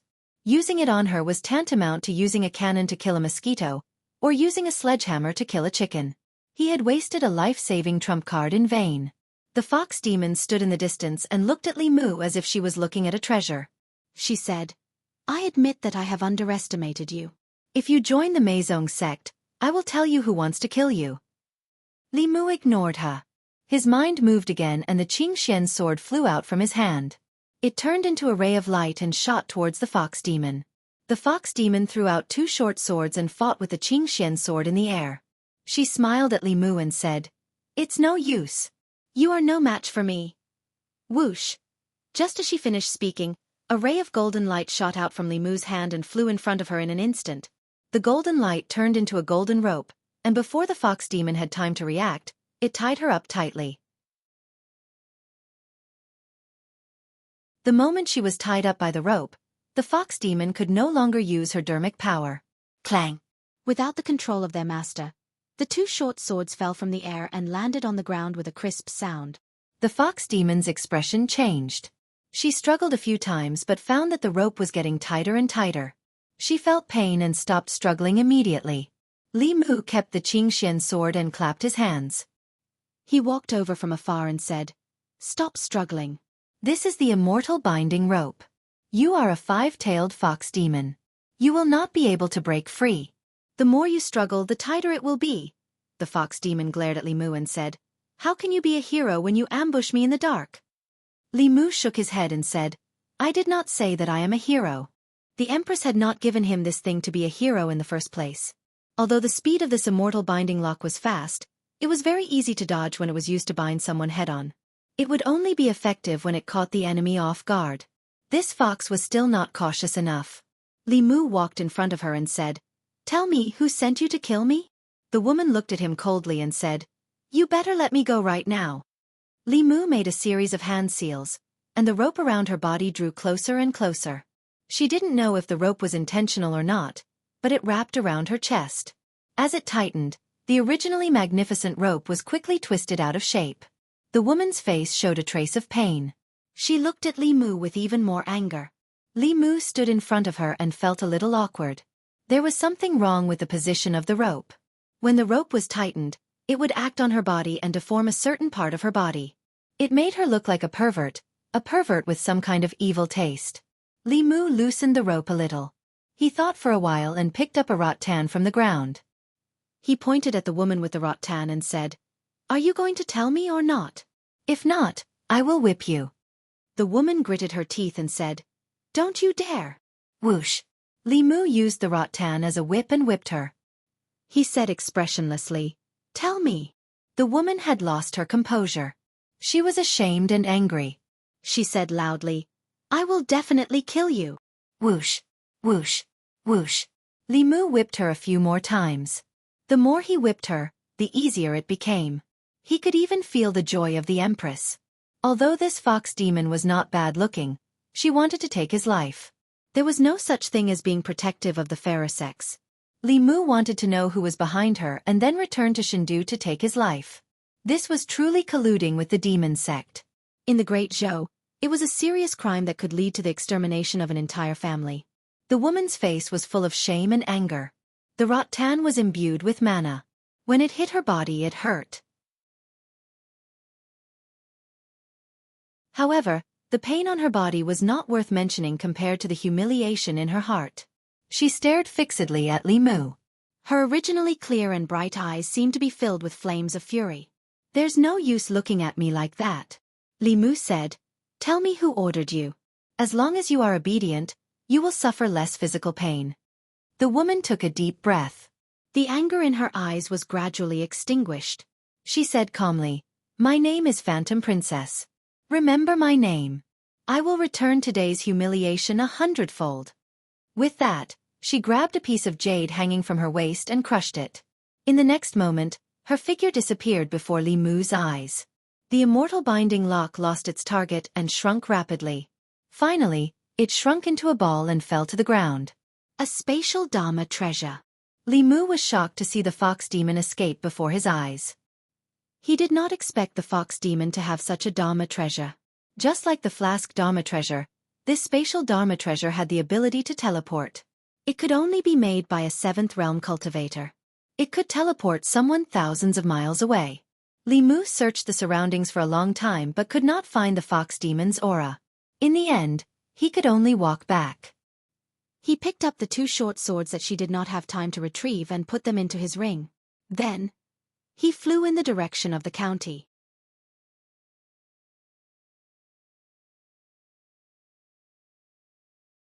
Chapter 288. Jiujiang County. 100,000 Mountains. In a hidden palace in the mountain, after a spatial ripple, Phantom Princess's figure appeared out of thin air. A few figures sitting cross-legged in the palace slowly opened their eyes. A stooped old man asked, "Who actually forced you to use a teleportation talisman?" Lord Heavenly Lord also refined one of this talisman. "Could it be that you encountered a 6th realm cultivator?" A despicable human cultivator. Phantom Princess's beautiful face was filled with anger. "How dare he do this to me? The next time I meet him, I'll make him wish he was dead." She did not say that the person who had forced her to use her life-saving trump card was just a minor cultivator in the transcendent realm. She had lost to a Realm 4 cultivator and even lost her weapon. This was an extremely embarrassing matter. Even now, she still didn't understand how a 4th realm cultivator with magical powers could have so many strange magical powers, magical weapons that were impossible to defend against, and high-level talismans that he didn't feel the slightest bit of heartache when he threw them away. She walked out of the palace and the people outside bowed. "Greetings, Lord Phantom Princess." Phantom Princess's face darkened. "Tell Cui Ming that the mission failed. Tell him to pray for himself." North County. When Li Mu walked into Yangqiu County, he still could not figure out who had asked the Devil's Doctrine to hunt him down from afar. Cui Ming and Zhou Ting were the most likely culprits. After all, he killed Zhou Ting's son and caused Cui Ming to lose his position. He also caused him to be searched. The purpose of returning to North County was to send him on his way as soon as possible. Unfortunately, the fox demon got away. If it wasn't her chest that was tied up but her hand, this wouldn't have happened. It was this indecent talisman that was to blame. But then again, that fox demon's teleportation talisman was really heaven-defying. As long as he crushed it when he was in danger, he could immediately escape. It was more effective than any offensive or defensive talisman. When he returned to the fairy's capital this time, he had to ask His Majesty indirectly if he could get one for himself. What made him helpless was that he already had a lot of enemies. Now, there was another level 5 fox demon. The heavenly fox race was very stubborn about revenge. For a gentleman, 10 years wasn't too late. For a fox, 100 years wasn't too long. Not only were they vengeful, but they were also very patient. In order to take revenge, they could suffer hardships that ordinary people could not. They could endure pain that ordinary people could not endure. Often, Fox demons would go undercover by their enemies' side in order to take revenge. They would follow them for decades just to find an opportunity to take revenge. One could only be a thief for 1,000 days, but not a thief for 1,000 days. If he had the chance to see her again, he was afraid that he would ruthlessly destroy her and eliminate her completely. After returning home, Lu Hanyan stood in the courtyard and asked, "Where did you go?" Lu Hanyan already knew of Su He's existence. Li Mu didn't hide it and said, "I went to find Miss Su.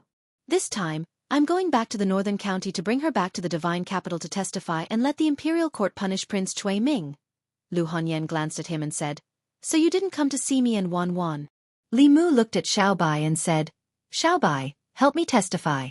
Did we go to White Cloud Mountain to find them as soon as we arrived in the northern county?" Xiao Bai ran over and nodded seriously. She said, "As soon as we came back, we went to find Sister Lu and Wan Wan." After she finished speaking, she seemed to have noticed something and sniffed. Then she glanced at Li Mu and silently lowered her head. Lu Hanyan explained, but Li Mu found that ever since he came back, Xiao Bai had been acting very strange. She seemed a bit disappointed and would occasionally glance at him. When Li Mu noticed this, she quickly lowered her head. After dinner, Li Mu came to her room and asked, "What happened?" Xiao Bai lowered her head and said, "Benefactor, you have another little vixen by your side. Don't you like me anymore?" Li Mu was stunned for a while before he understood what she meant. He didn't expect Xiao Bai's perception to be so sharp. She even knew that Li Mu had come into contact with another vixen. Just now, besides fighting, Li Mu had helped her up when she fell. In order to test her, he had deliberately touched her fox feet. Li Mu didn't mention this matter. Lu Hanyan and Wan Wan didn't know, but Xiao Bai sensed it. He smiled and explained, "There's no other vixen. When I came back, I fought with a vixen who wanted to kill me. It wasn't easy to catch her, but she ran away." He patted Xiao Bai's head and said, "Don't worry, I can only have you by my side." After hearing this, Xiao Bai's face lit up with joy again. Then she was a little worried and asked, "Is that vixen powerful?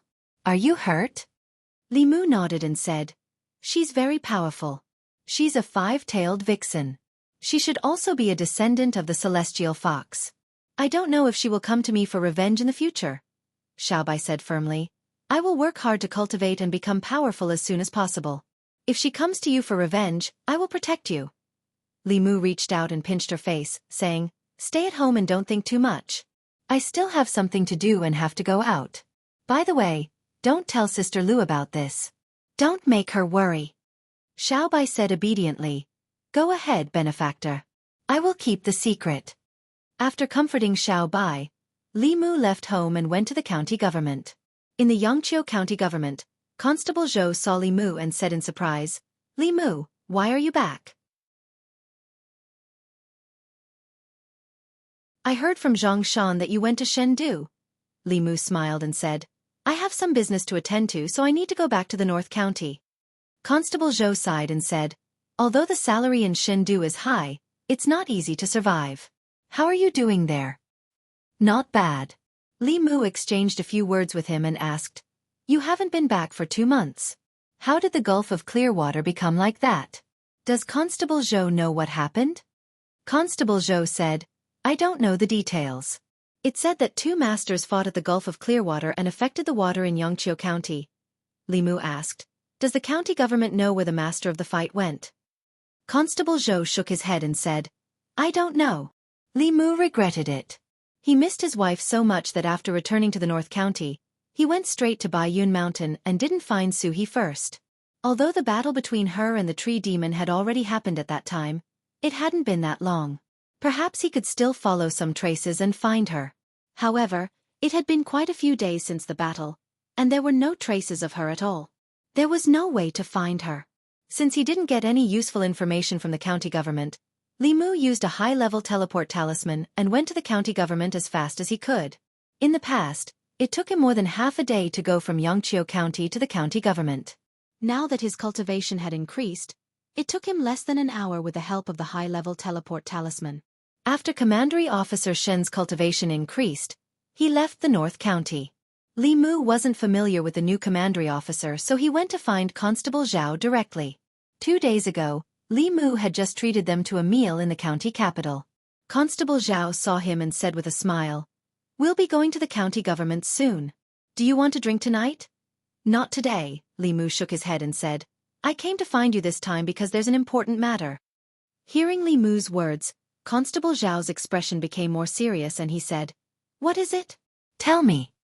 Li Mu said, "There was a battle between two masters in Yangqiu County and it affected the water." "Constable Zhao, do you know?" Constable Zhao nodded and said, "I know. I personally handled this matter." From the traces at the scene, it was at least a battle between two Fifth Realm cultivators. Moreover, it was very likely that they were a ghost and a demon.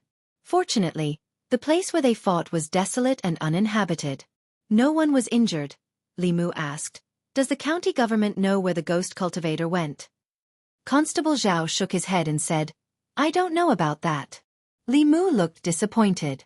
At this moment, Constable Zhao continued, "However, a strange thing happened in Yu County these 2 days. Could it be related to this?" Li Mu immediately asked, "What strange thing?" Constable Zhao said, 2 days ago, a thick fog rose from the mountainside of a mountain in Yu County. When the people entered the fog, they couldn't see their fingers in front of them. No matter how they walked, they would eventually come out of the fog. The initial suspicion was that a ghost was causing trouble, but the ghost didn't hurt anyone. The local government investigated and the county government's cultivators couldn't enter the fog. Yu County just reported it and the county government hasn't had time to deal with it yet. Li Mu couldn't let go of anything that could be related to Suhi. He thought for a moment and said, "Which mountain in Yu County? I'll go take a look."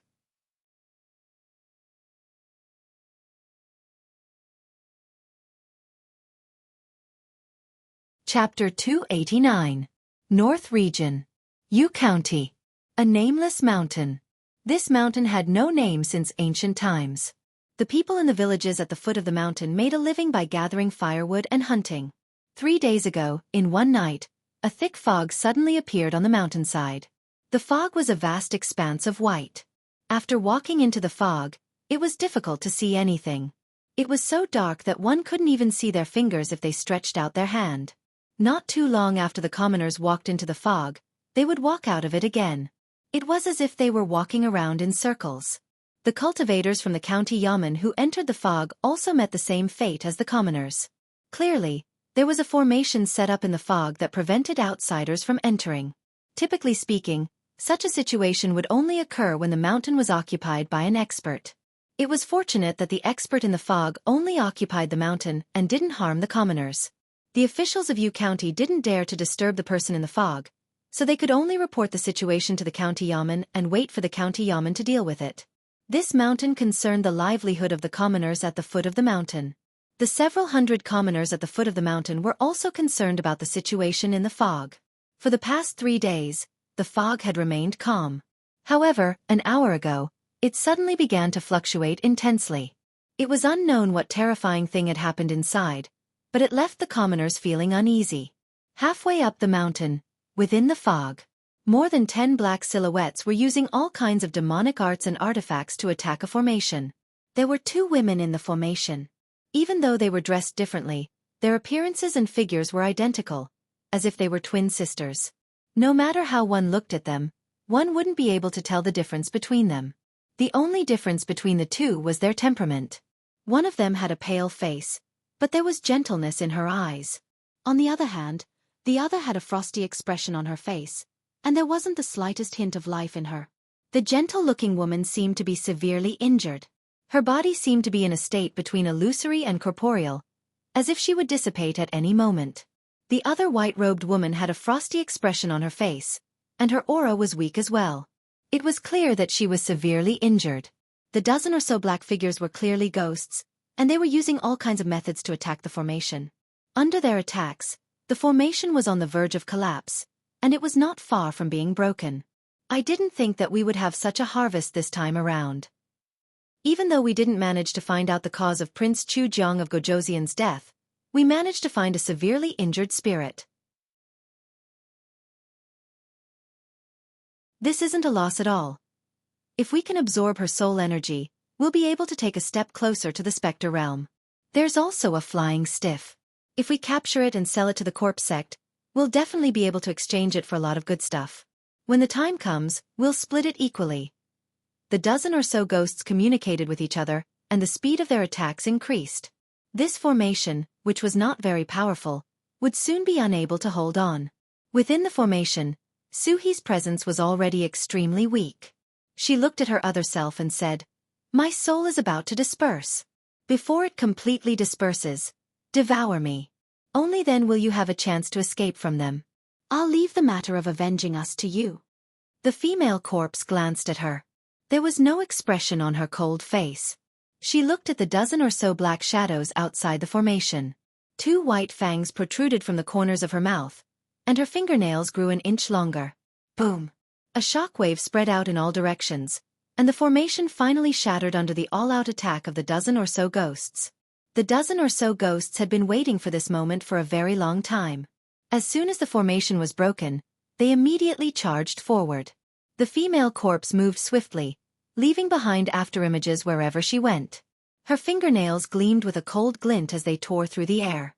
She stood guard by Suhi's side, preventing the dozen or so ghosts from getting close to her.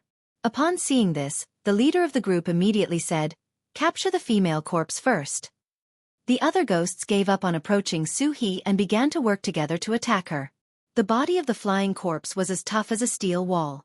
The ghost weapons in their hands were unable to deal much damage to her body. However, if they were scratched by the female corpse's fingernails, their souls would be damaged. The dozen or so ghosts cooperated well and quickly turned their attacks into entrapments. The ghost weapons in their hands turned into ghost chains surrounded by black gas. These ghost chains seemed to have a life of their own as they wandered in the air and quickly bound the female corpse's hands and feet. Even though she was extremely strong, she could not fight against 10 ghosts alone and was immediately restrained. The leader of the ghosts used all his strength to restrain the female corpse and said to another ghost beside him, "Go and kill that ghost first. She's heavily injured and can't fight back. Extract her soul energy and then deal with this flying corpse." The 4th realm vile spirit obeyed the order and walked to Suhi's side with an excited look on his face. This was a 5th realm vile spirit. Even the 10 kings of hell under the Lord of Hell were merely vile spirits. When they saw such a powerful being, they would usually prostrate themselves in worship. How would they dare to attack them, let alone kill one with their own hands? He let out a sinister laugh and raised the ghost fork in his hand, stabbing it viciously at Suhi. Boom! A purple thunderbolt exploded above his head. Wherever the thunderbolt passed, the white fog disappeared. When the thunderbolt landed on his head, he could not resist at all. His body dissipated and turned into pure soul energy. When the other ghosts saw this, they were horrified. However, before they could recover from their shock, purple thunderbolts also appeared above their heads. Most of these ghosts were 3rd realm vile spirits. Only a few 4th realm vile spirits could resist the purple heavenly thunder, which could only be used by a 5th realm powerful being. They were directly wiped out without even having the slightest thought of resisting. Only the leader of the ghosts had something flickering in his body and withstood the thunderbolt. However, his aura was slightly weakened. When the lightning snakes danced wildly in the fog, he was already scared out of his wits. The purple heavenly thunder was a unique technique of the Daoist creation realm powerful beings. They were as powerful as their masters, the 10 kings of hell. He gave up on the female corpse and wanted to escape without hesitation.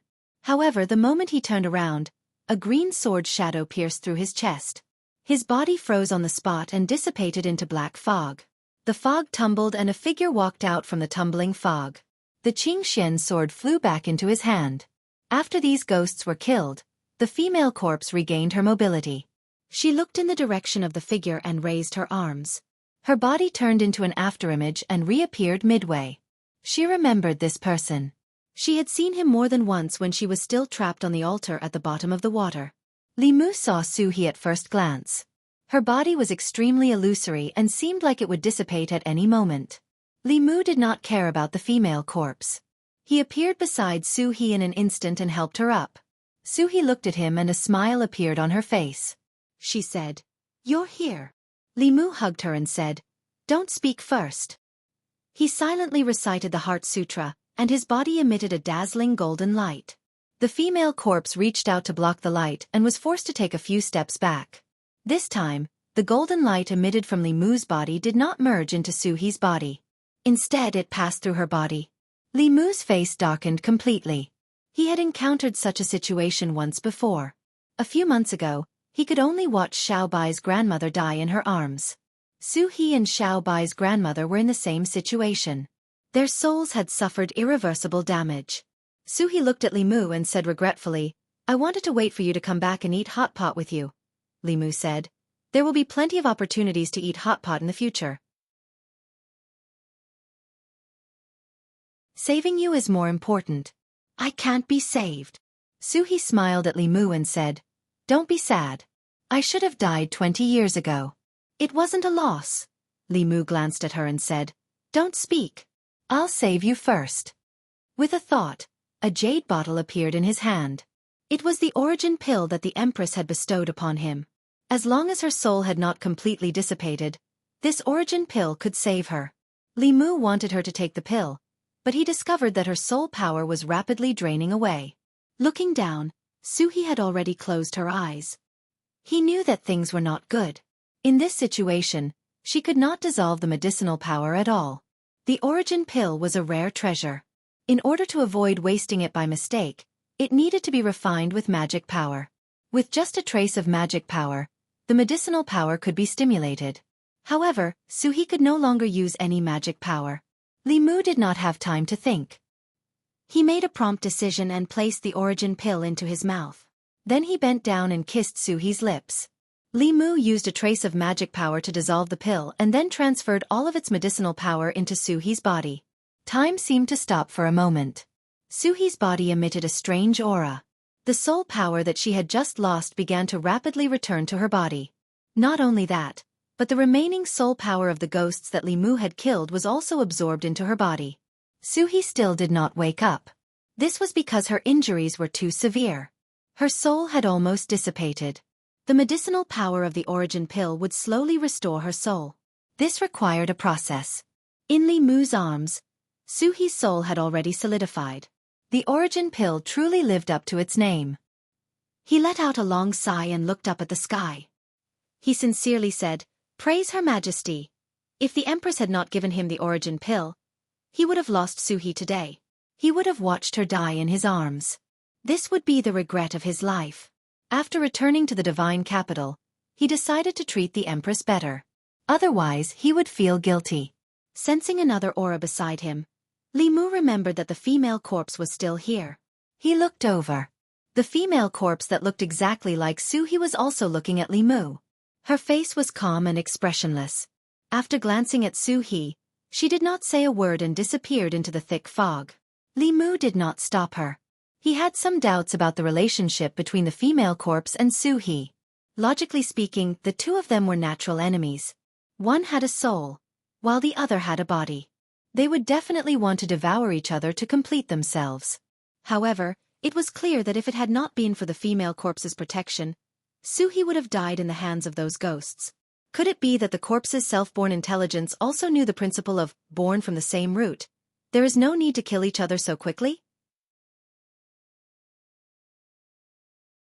Perhaps she thought that they were of the same root and did not want to kill each other.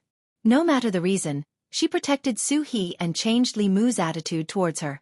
If not for this, Li Mu would have eliminated her completely and erased her intelligence so that she would not threaten Suhi in the future. Li Mu looked in the direction that the female corpse disappeared and said, "I will let you go today. I hope that you will cultivate the right path in the future and not harm the world. Otherwise, I will kill you personally." Low-level zombies relied on their instincts to cultivate by sucking people's blood. Flying zombies already had intelligence and could absorb moonlight, yin qi, spiritual qi, and other forces to cultivate. They did not need to suck human blood. She was born from spiritual qi and did not have the filthy corpse qi on her. She was different from the zombies that were born from filthy qi. Using human blood to cultivate was not good for her. She knew this better than Li Mu. After the female corpse left, she used the skill of calling the wind to disperse the white fog on the mountain. Then she carried Suhi, hit herself, and left with the wind. At the foot of the mountain, the people looked up and saw that the fog that had lingered for several days had dispersed. They could not help but shout in joy. The fog is gone. The ghost fog is finally gone. We can finally go up the mountain to chop wood and hunt. Let's not rush. Let's report to the government office first and see what they say. In the crowd, a young child in a woman's arms looked up at the sky and said, "Mother, I saw someone flying in the sky." The woman raised her head and looked up. There was nothing in the sky. She looked at the child in her arms and worriedly looked at her husband beside her.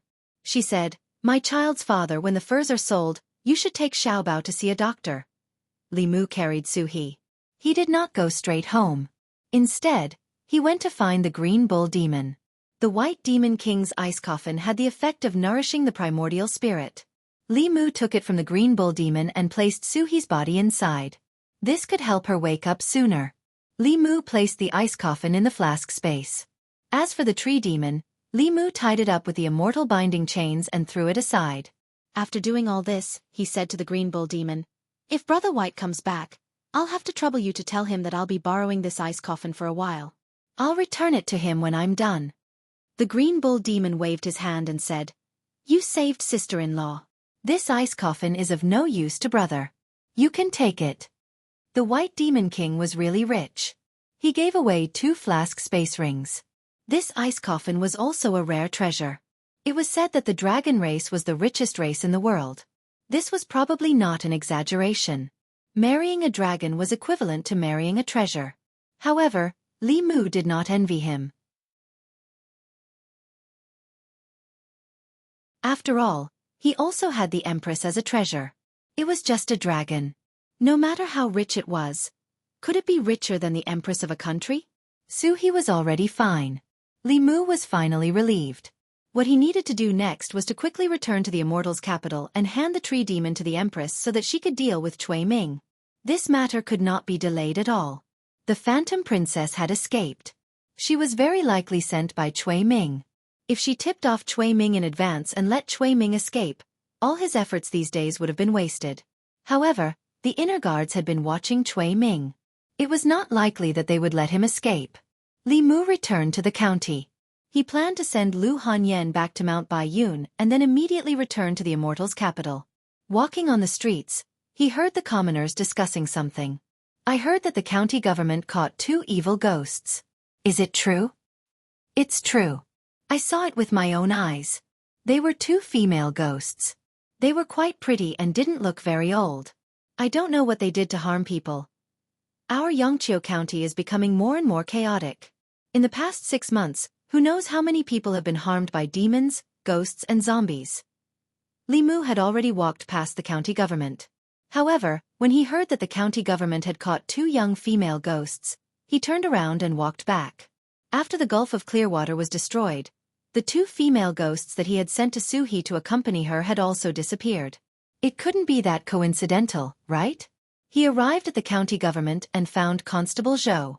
He asked, "I heard that the county government caught 2 female ghosts. Did they harm people?"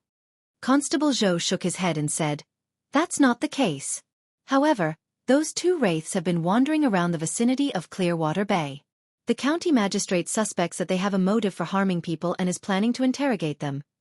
When he heard that there were 2 female ghosts wandering around the Gulf of Clearwater, Li Mu knew that it should be that female ghost. He looked at Constable Zhou and said, "Can you let me see those 2 female ghosts?" Constable Zhou hesitated for a moment and said, "Come with me." It was reasonable to say that Li Mu was no longer a constable of the county government and had no right to enter the county government prison. However, the friendship between the 2 was still there. Constable Zhou made an exception for him this time. The county government prison. The 2 female ghosts, one big and one small, were chained up by 2 chains. Their powers were restricted. The small ghost shrank into a corner and shivered. "Big sister, will we be killed?" The big ghost was also not sure. However, she still comforted her. "Don't worry. We didn't do anything bad. They have no reason to kill us." The jailer outside sneered and said, "What reason does the county magistrate need to kill you 2 little ghosts? The county magistrate has just arrived and hasn't made any achievements. Killing you 2 evil ghosts is just the right thing to do." The small ghost defended herself. "We didn't harm anyone." The jailer curled his lips. Who cares? The small ghost panicked. It's over. It's over. We're really going to die again. Sister Sue, come and save us. The big ghost looked worried. I don't know how Sister Sue is. That tree demon is too powerful. I hope she'll be fine. The county government prison's door was opened. Constable Zhou and Li Mu came out. Li Mu saw the two female ghosts, one big and one small, locked up in the prison. He shook his head and helplessly said to Constable Zhou, I know them. Although they are ghosts, they have never done anything harmful. Can you let them go? This. Constable Zhou looked embarrassed. Finally, he nodded and said, I'll ask the county magistrate. Li Mu smiled and said, I'll have to trouble Constable Zhou. Constable Zhou nodded and turned to leave. Li Mu walked toward the two female ghosts. When they saw Li Mu, they were stunned for a moment. Then they looked surprised. The small ghost grabbed the prison's bars and said excitedly, Young master, are you here to save us? The big ghost said worriedly, Young master, Sister Sue is in danger. There's a tree demon. Li Mu smiled and said, Don't worry. I've already seen her. She'll be fine. In the prison, the two female ghosts were finally relieved. In the county government's courtyard, Constable Zhou was in a dilemma. After Magistrate Zhang left, the new county magistrate of Yangqiu arrived a few days ago. This magistrate came from Luoyang. When he came to the county government, he brought a few confidants with him. As an old arrestor, he was left out. Recently, there was a tendency for him to be replaced. He really couldn't say anything in front of this county magistrate. However, Li Mu was his friend, so he couldn't refuse Li Mu. He hesitated for a while, but still walked to the back of the court. He knocked on the door of the back hall and stood outside. He said, Sir, I have something important to report. After a long time, a faint voice came from the hall. Come in. Constable Zhou walked in. An official sitting on a chair asked, What's the important thing? Constable Zhou immediately said, Sir, the two female ghosts caught by the county government today didn't harm anyone. Is it better to let them go? The official looked up at him and asked, Constable Zhou, are you instructing me? Constable Zhou immediately said, I don't dare. The official snorted coldly and said, Those two female ghosts didn't harm anyone today. Can you guarantee that they didn't harm anyone in the past and won't harm anyone in the future? As the county magistrate of Yangqiu, for the safety of the people, I have to guard against any possible dangers. As a constable, you actually pleaded for mercy on behalf of two evil ghosts. I feel that you should be replaced as a constable. Constable Zhou braced himself and said, Sir, I used to have a colleague. His name is Li Mu. A few months ago, he also worked in the county government. He has an old relationship with those two female ghosts. I can guarantee that they didn't harm anyone in the past. The county magistrate of Yangqiu's face gradually turned cold. He didn't care whether those two female ghosts harmed anyone or not. He had just arrived at Yangqiu County. If he didn't kill a few demonic ghosts as a sacrifice to the heavens, how could he establish his authority as an official? He had long disliked this Zhou guy. He wanted to arrange his confidant in that position, but he didn't have a suitable opportunity. This time, he had an excuse to replace him. He snorted and said, So what if he's an arrestor of the county government? If the arrestor of the county government says he can, he can. As he spoke, he suddenly realized something and asked, What's the arrestor's name? Constable Zhou said, Li Mu. The county magistrate of Yangqiu County gulped and asked, Where is he working now? Constable Zhou said, In Fairy's capital. I think he's an arrestor of some government office. After confirming that this Li Mu was the Li Mu he knew, the county magistrate of Yangqiu County trembled and said in a panic, Quick, take me to see him. The county government prison. The county magistrate of Yangqiu County saw a familiar figure. He quickly walked over and said with a smile, Sir Li, what brings you here? If you had told me before you came, I would have gone out to welcome you personally. Constable Zhou followed behind him. He looked at this scene in a daze and couldn't come back to his senses. Li Mu looked at the stranger in front of him and asked, Do we know each other? The county magistrate of Yangqiu County hurriedly said, You don't know me, but I know you.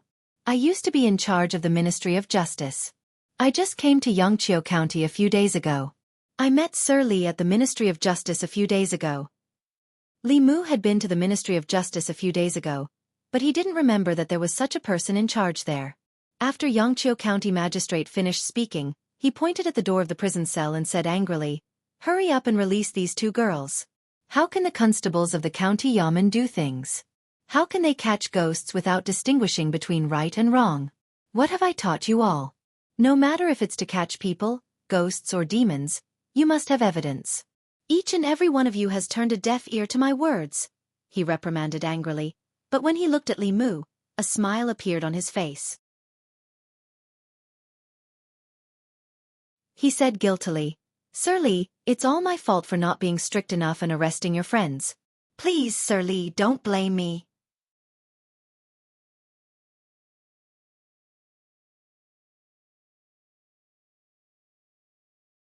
Chapter 290.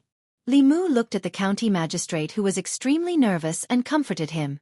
"Sir, don't be nervous. You've caught the wrong people. Just release them. Relax, it'll be fine."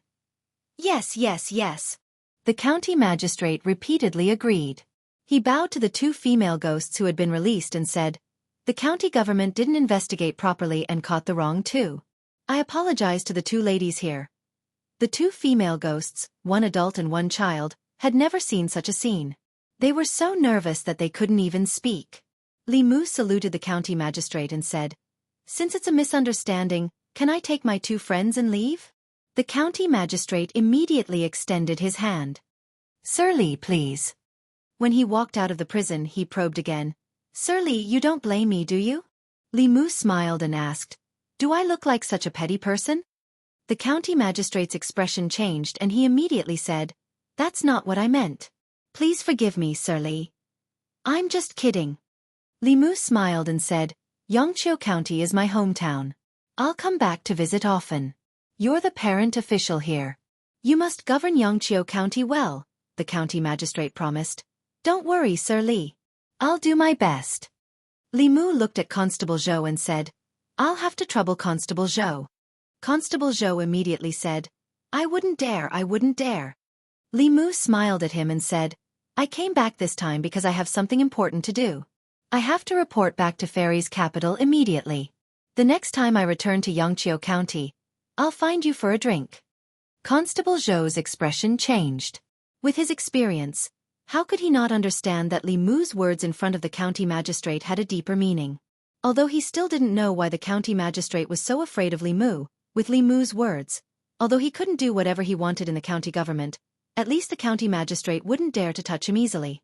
Li Mu and the two female ghosts bid farewell to Constable Zhou and left the county government. County Magistrate Yang Qiu wiped the sweat off his forehead and realized that his back was drenched in cold sweat. Constable Zhou looked at him and asked, "Sir Li Mu, Yangqiu County Magistrate swallowed his saliva and said, "He's actually from Yangqiu County." He had only been in Yangqiu County for a few days. Before that, he had been working in the Ministry of Justice. He knew everything Li Mu had done in Chengdu. He had pointed at the doctor's nose and scolded him in the Ministry of Justice. He had chased and beaten up the children of influential families on the street. After that, he had swaggered out of the Ministry of Justice. He had seen all these with his own eyes. He had scolded hundreds of officials in the imperial court and fought with the deputy director of Dongxian County. In addition, he had caused Zhou Chu to be punished by heaven. After that, the Zhou family didn't even fart. If such a person held a grudge against him, he didn't even dare to think about the possibility. After a while, Yangqiu County Magistrate Yang Qiu took a deep breath and patted Constable Zhou's shoulder, saying, "Do a good job. I have faith in you." After walking out of the county government, Li Mu turned to look at the two female ghosts and said, "Sister Sue is still in a deep sleep. It should take some time for her to wake up. You too. Do you want to find a cave to cultivate or follow me and wait for her to wake up?" The two girls said almost at the same time without hesitation, "Follow you." They had already experienced the fate of two lonely souls drifting about in the outside world. They were either devoured and enslaved by stronger ghosts or captured by the government. The days in Clearwater Bay were the most comfortable and peaceful days in their two lives. Following Sister Sue, not only did they not have to worry about being bullied, but they could also receive guidance in cultivation. This was something that the two lonely ghosts could not even dream of. The two female ghosts made a decision. Li Mu threw them a few pieces of spiritual jade and let them cultivate in the flask heaven space. They also took care of the tree demon. Only then did he return home. Tonight was the last night he would spend with Lu Hanyan. In the next 2 months, he had to prepare for the imperial examination. The imperial examination policy was originally set by him, so he knew better than anyone how to take the examination. After the imperial examination, he would be busy for some time. In this way, the next time he returned to Beijing would be at least 3 or even 4 months later. This meant that he could accompany them for a period of time like this. If it was just meeting and dual cultivating for a night, he could come back at any time as long as he asked for leave from the Empress. However, Lu Hanyan also had to go into seclusion for a period of time when she returned to Mount Baiyun this time. She had to master some of the divine powers and spells that she had just learned. The possibility of the two of them meeting often was not high. The next morning, after sending her and Wan Wan back to the mountain, Li Mu and Xiao Bai did not delay. They used high-level divine travel talismans to rush back to the fairy's capital at the fastest speed. They did not rest along the way and finally made it back in the early morning of the 3rd day. Ziwei Palace. The morning assembly had just begun. After Li Mu was summoned into the palace, he cupped his fists and said, "Your Majesty, I was ordered by Your Majesty to go to Beijing to investigate the incident 20 years ago. When Princess Yunyang's son-in-law, Cui Ming, killed a woman from Yangqiu County, he was ambushed by a 5th realm demon. I used the Dharma treasure Your Majesty gave me to capture this demon and found out that it was sent by Cui Ming to find that woman's soul to silence her." As soon as Li Mu finished speaking, all the officials were shocked. The previous incident had already caused Cui Ming to lose his position. Unexpectedly, Li Mu did not plan to let him go. It was obvious that his goal was to kill Cui Ming. In order to protect himself, Princess Consort Cui did not hesitate to send a demon to assassinate Li Mu. However, he did not expect that Li Mu had a treasure from His Majesty. Not only did he fail to assassinate him, but he was also captured by Li Mu and betrayed him. The Assistant Minister of the Ministry of Personnel stood up and said, "Your Majesty, this is only Censor Li's side of the story. The truth has yet to be verified." Li Mu's mind moved, and the trussed-up tree demon appeared in the palace. He said calmly, "I brought this demon here. Your Majesty, you will know if I am slandering Cui Ming by searching its soul. As long as it was not treason or rebellion, one could not search the soul of an official in the imperial court. However, for non-officials of the Great Zhou, especially demons and ghosts, there was no such restriction. If one wanted to find out the truth, searching the soul was the simplest and most convenient method. The minister stood up and said, "Your Majesty, I am willing to search the soul of this demon." Shangguanli looked back and said, "I will have to trouble you, minister." Although Cui Ming was from the old party and the minister was from the new party, the minister was from the Zhou family. Li Mu and the Zhou family had a death feud. Now, Cui Ming was no longer of any use in the imperial court. The minister did not need to help Li Mu lie to get rid of him, and he would not help Li Mu. It was most suitable for him to step forward. Shang Shuling stepped forward and placed his hand on the tree demon's forehead. He closed his eyes and said slowly, "This demon is indeed Cui Ming's subordinate. It was ordered by Cui Ming to go to Yangqiu County to silence him." Hearing this, the officials had an idea. Princess Consort Cui had already used the golden medallion to avoid death once.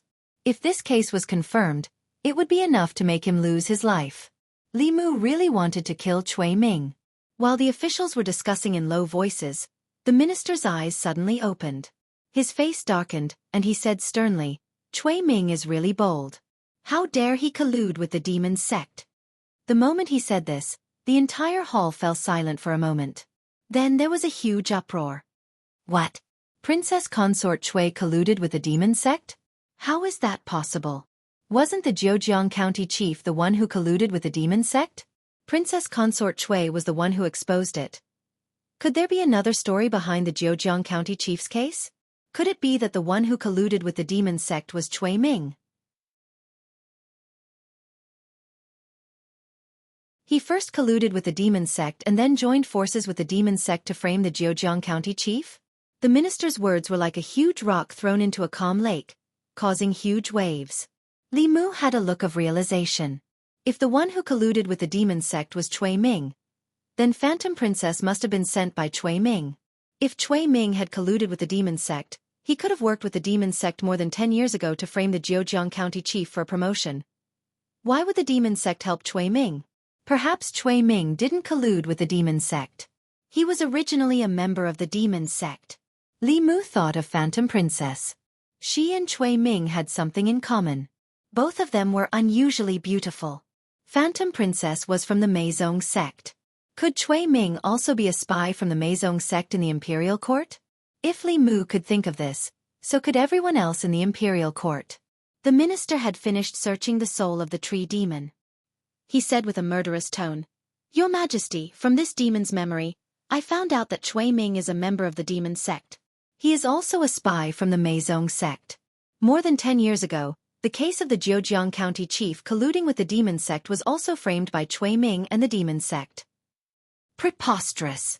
How dare he? A spy from the demon sect. He actually has a high position in the imperial court and has been hiding by our side for so many years. At this moment, an old man stood out and said, "Your Majesty, this is a serious matter. Can you let me search the demon's soul again to confirm it?" Shangguan Li heard the Empress's telepathic message and nodded. "I'll have to trouble you, Minister." All the officials looked at the old man. The minister was very experienced. He was an old official from the previous emperor's era. He was neither a friend nor a foe and was deeply loved by the people. He was also a sixth realm powerhouse. Both the new and old parties respected him very much.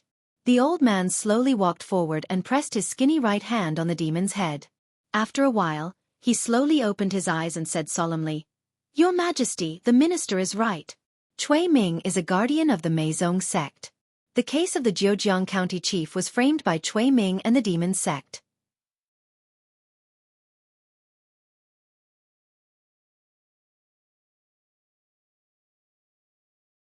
Chapter 291. If what Zhou Jing said was true, there was still a slight possibility that the head of the Secretariat would use this opportunity to suppress the old faction of the royal family. Then the head of the Secretariat would completely eliminate this small possibility. The head of the Secretariat was the head of all the officials, and the head of the Secretariat was only second to the head of the Secretariat. Furthermore, he had no enmity with Cui Ming. How could the two of them deceive the Empress and the officials at the same time? The Assistant Minister of Personnel, who was speaking up for Cui Ming, immediately turned pale and sweated profusely. He knelt on the ground and said loudly, "Your Majesty, I swear to the heavens that I was also deceived by Cui Ming. I didn't know that he was colluding with the demon sect." At this moment, no one in the imperial court cared about the Assistant Minister of Personnel. The imperial court would investigate whether or not he knew, or whether or not he was a spy for the demon sect. Not only him, but anyone close to Cui Ming would be thoroughly investigated. The demon sect was notorious. They harmed the people and tried to overthrow the imperial court. No country would tolerate the demon sect. The governor of Zhejiang was a high-ranking official in the imperial court. However, because of the crime of colluding with the demon sect, his family of more than 100 people was killed. Even his soul didn't survive. Cui Ming's case involved the demon sect. It was a serious matter.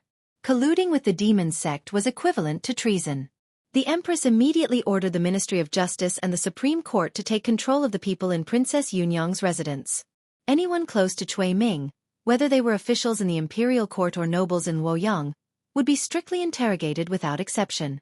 After the imperial court was dismissed, the officials left with solemn expressions. After Li Mu walked out of the main hall, he didn't leave the palace. Instead, he went to Shangyang Palace. Before the imperial court was dismissed, he received a message from Shangguan Li. The Empress wanted to see him. Li Mu returned to the North County with a mission. He needed to meet the Empress to report on his work. After arriving at Shangyang Palace, he told the Empress everything that had happened, including the assassination attempt by Phantom Princess, how they caught her and let her escape. The Ministry of Justice and the Supreme Court acted quickly. As soon as Li Mu finished speaking, the Minister of Justice and the Minister of the Supreme Court asked for an audience outside Shangyang Palace. After the Empress issued the summons, the Minister of Justice and the Minister of the Supreme Court walked into the main hall. The Minister of Justice had a solemn expression as he said, "Your Majesty, a day ago, Cui Ming and Princess Yunyang went to the Divine Dragon Court to play and have yet to return." Your subject and the Minister of the Supreme Court went to the Divine Dragon Court and discovered that only Princess Yunyang was unconscious in her room. Cui Ming's whereabouts were unknown. Hearing this, Shangguan Li's expression changed slightly. She said, "Impossible. The internal guards have been watching Cui Ming. He has never left the Divine Dragon Court." Li Mu wasn't surprised. With Cui Ming's cultivation, there were countless ways for him to leave quietly. Obviously, the speed at which Cui Ming received the news was much faster than the speed at which Li Mu traveled. It was very likely that he and the demon sect were communicating with each other through some kind of magical item or secret technique. The Empress closed her eyes and pinched her fingers. After a while, she slowly opened her eyes and said sternly, "He went to the north. Send an order to the 36 counties." Princess Yunyang's husband, Cui Ming, colluded with the demon sect and framed an official of the imperial court. Once discovered, he is to be arrested immediately, dead or alive. "Yes, Your Majesty." Li Mu immediately realized how important instant communication was. He looked at the Empress and asked, "Your Majesty, is there any magical item that can instantly transmit messages from 1,000 miles away? If I had such a magical item, I wouldn't have given Cui Ming the chance to escape." The Empress thought for a while and stretched out her hand. An item appeared in her palm. It was a white item that looked like a conch shell. The conch shell slowly floated in front of Li Mu and he held it in his hand. The Empress said, "If there is an emergency, use your magic to activate this conch shell and speak to it. I will then be able to hear your voice." Li Mu happily accepted the treasure and asked again, "Your Majesty, is there any item that can instantly send someone 1,000 miles away? Can you give me one? If it wasn't for this treasure, Huan Ji wouldn't have been able to escape from me." Hearing this, the Minister of Justice and the Minister of Justice looked at Li Mu a few more times. The Empress glanced at him and said, "The teleportation talisman requires a powerhouse above the transcendence level. It takes a lot of time and effort to make it. I don't have one either." Li Mu felt that it was a pity. He thought for a while and said, "Your Majesty, do you have any more fate pills? I used the one you gave me last time." "No more." The Empress waved her sleeve and Li Mu was violently swept out of the door. She didn't need to chase him away so violently. Li Mu tidied his clothes and slowly walked out of the palace. Cui Ming had escaped, but he couldn't escape forever. His actions had crossed the bottom line of the imperial court. Even if he ran to the ends of the earth, he couldn't escape the imperial court's pursuit. He had lived in the divine capital for more than a decade and left behind countless traces.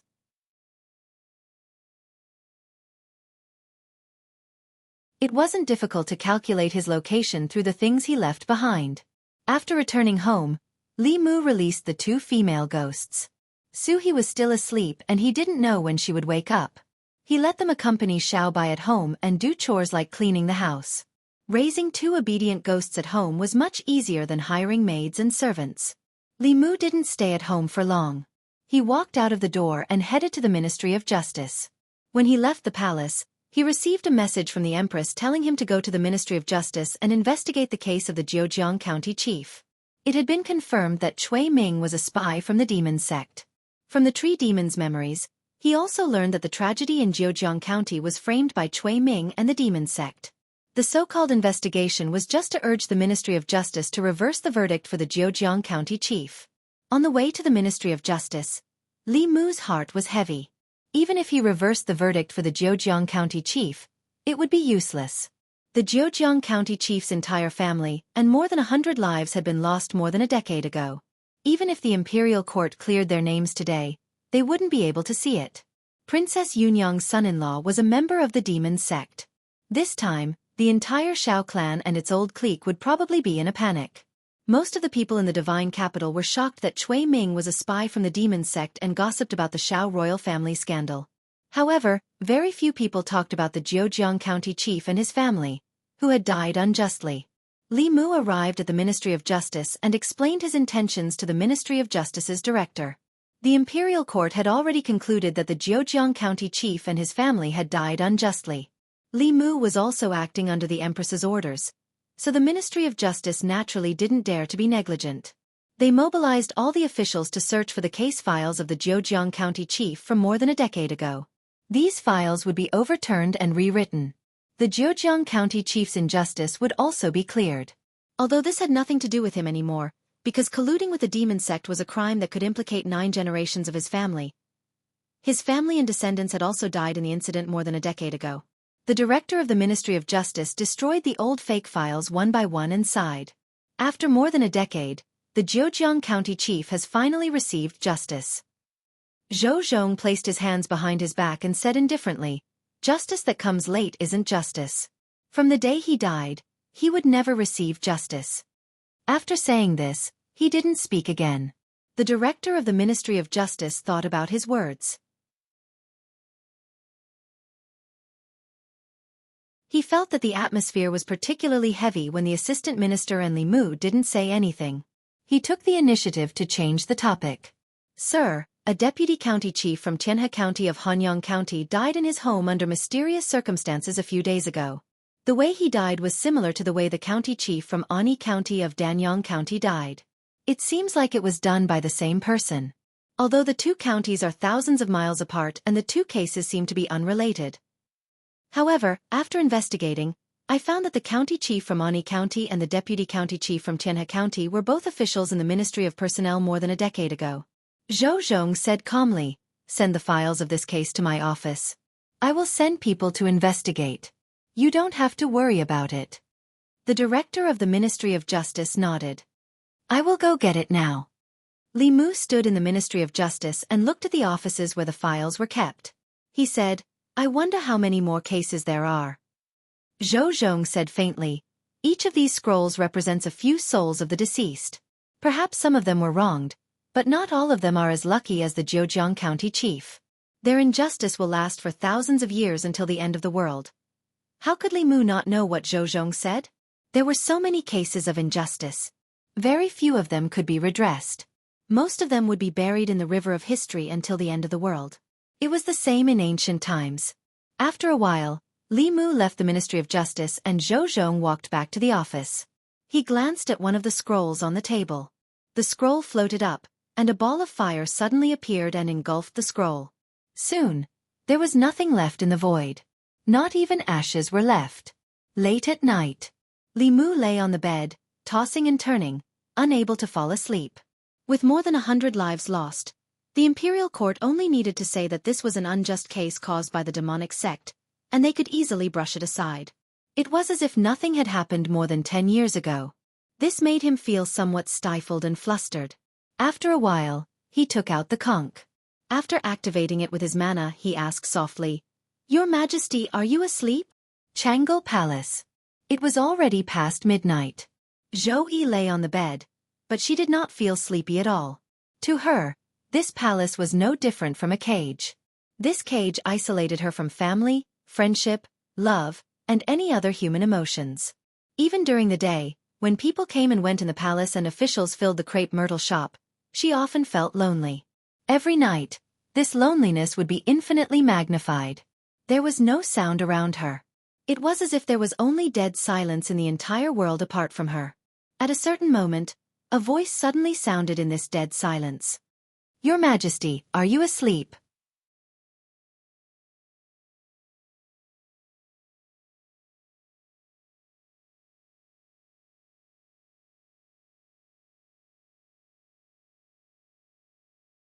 Chapter 292.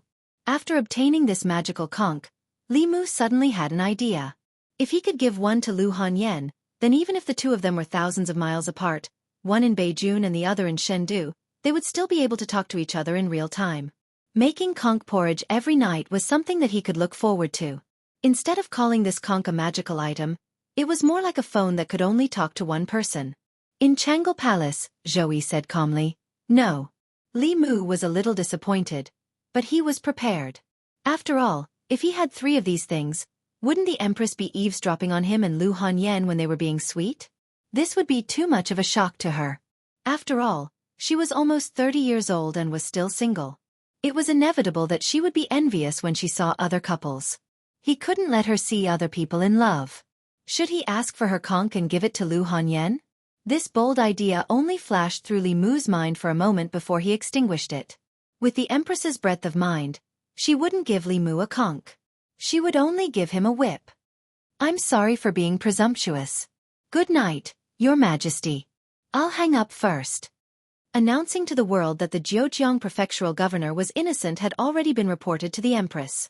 Li Mu was about to put down the conch when the Empress's voice came again. Tell me about you and your fiancé. Li Mu was stunned. He didn't expect the Empress to be so nosy. It wasn't a big deal to talk about his experience with Lu Hanyan, but it seemed a little cruel to tell an old single dog about it. This was no longer abusing a single dog, but killing a dog. However, this was the Empress's own request, and she didn't give Li Mu a choice. Li Mu thought for a moment and said, "That was almost a year ago. At that time, I was still a constable in Yangqiu County. She had just moved to Yangqiu County and lived next door to me." As Li Mu narrated the story to the Empress, he also recalled the process of how he and Lu Hanyan met, got to know each other, and fell in love with each other. In his 2 lifetimes, he had only been in a serious relationship. From the beginning, the 2 of them were hostile to each other. Later on they were inseparable. Who knew how many twists and turns they had gone through in the process? Li Mu added, "In less than a year, she will come to the capital and we will get married there. If you have time at that time, you can come to my home for the wedding banquet. My wife admires you a lot and won't let me say anything bad about you," the Empress asked calmly. "Did you speak ill of me?" Li Mu hurriedly explained, "What I mean is that she is very protective of your Majesty, just like how I am protective of your Majesty." The Empress was silent for a moment and asked, "You? Why are you protecting me?"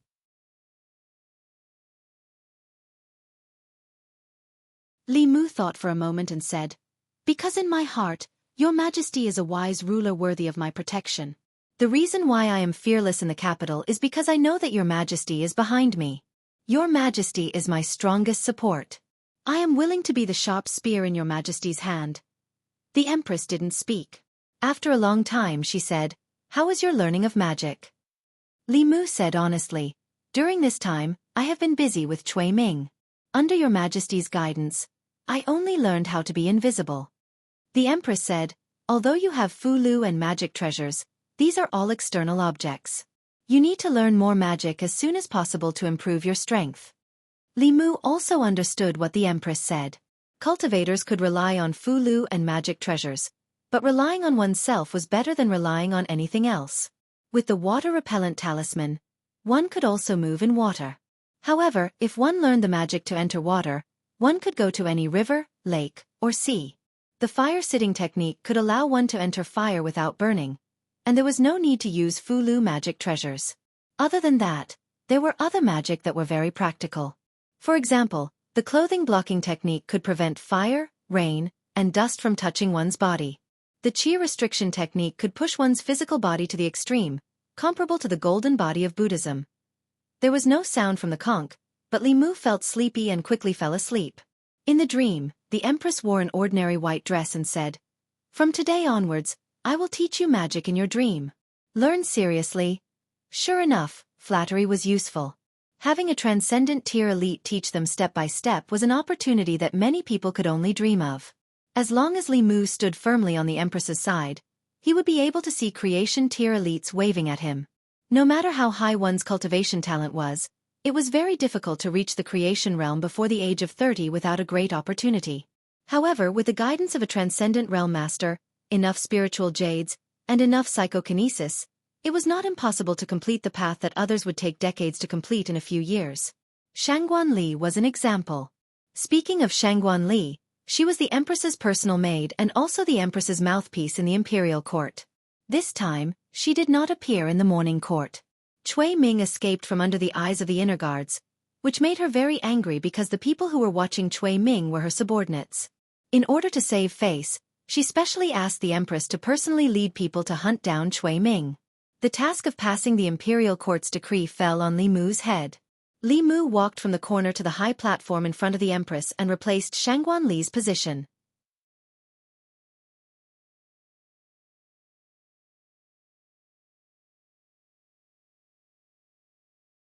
The demon sect's hands had already reached into the imperial court. More than 10 years ago, they had planted spies in the imperial court and even became the emperor's son-in-law. If Cui Ming's old crimes had not been exposed, no one knew how long he would have hidden and how many state secrets he had leaked to the demon sect. No one knew if there were other spies of the demon sect in the imperial court other than Cui Ming. The internal guards were already investigating the officials in the imperial court. After the court, Zhang Chun and Li Mu walked side by side and asked, "If you can't search the officials' souls, how can you investigate the spies of the demon sect?"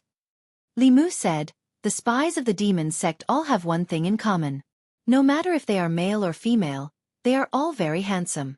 Such people are the easiest to gain the trust of others and obtain information." Zhang Chun breathed a sigh of relief and said, "Then they shouldn't suspect me." After saying that, he seemed to have realized something. His expression became a little complicated. For a moment, he didn't know whether to be happy or sad.